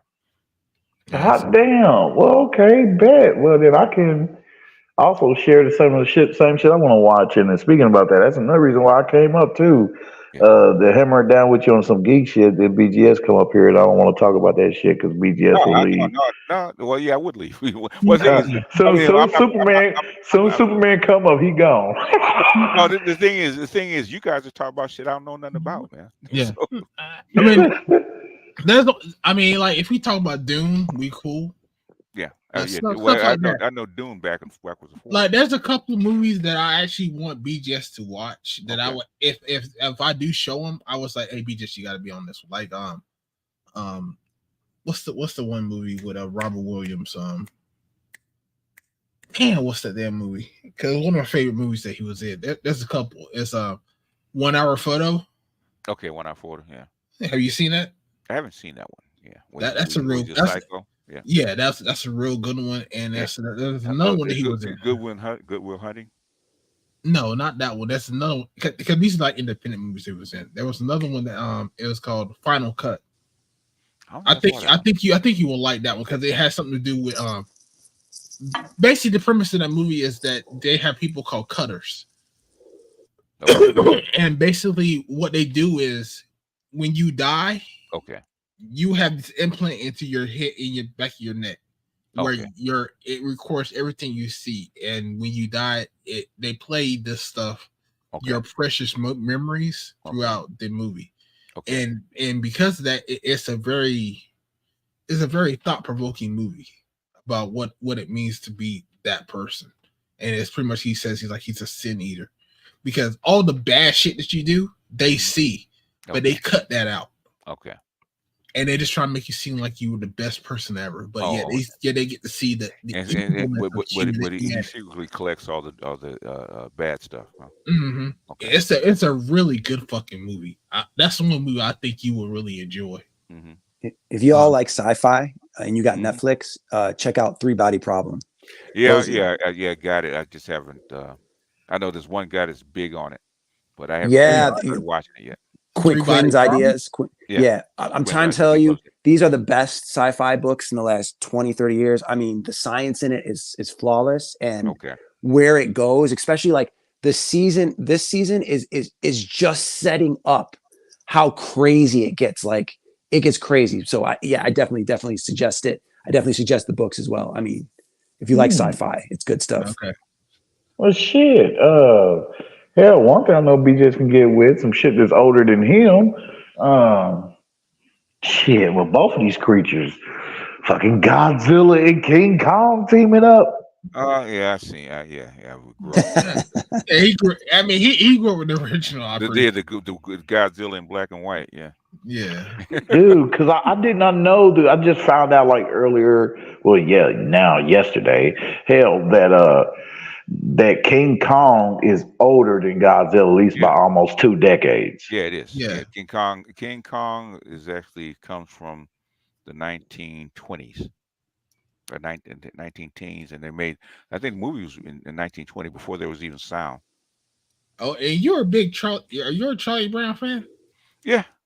Okay, I remember we talked about the Weapon Brown, that book. Oh, That you, oh yeah, yeah. I was reading okay, some of it. I've never made it through the whole book though. yeah, It's funny as hell though. yeah. There's actually some videos that people made of Charlie Brown that's actually very dark. I may have to send that to you. Okay. It's funny as shit though. It's kind of like you're like, you know what? If Charlie Brown was in real life, he would be like this motherfucker. I think I've seen something like that. I don't know. That was like a Family Guy parody or whatever they did. I mean, there's two. There's at least three though. So I know one was when he grew up as an adult. Oh, I think I've seen that one. That was kind of funny. So I mean, I'll send that to you. Don't worry about it. I'll send it. All right. But anyway, guys, go to bed, man. Yeah. Eat the rest of your ice cream and go to bed. Nigga, I'm about. Oh, nigga.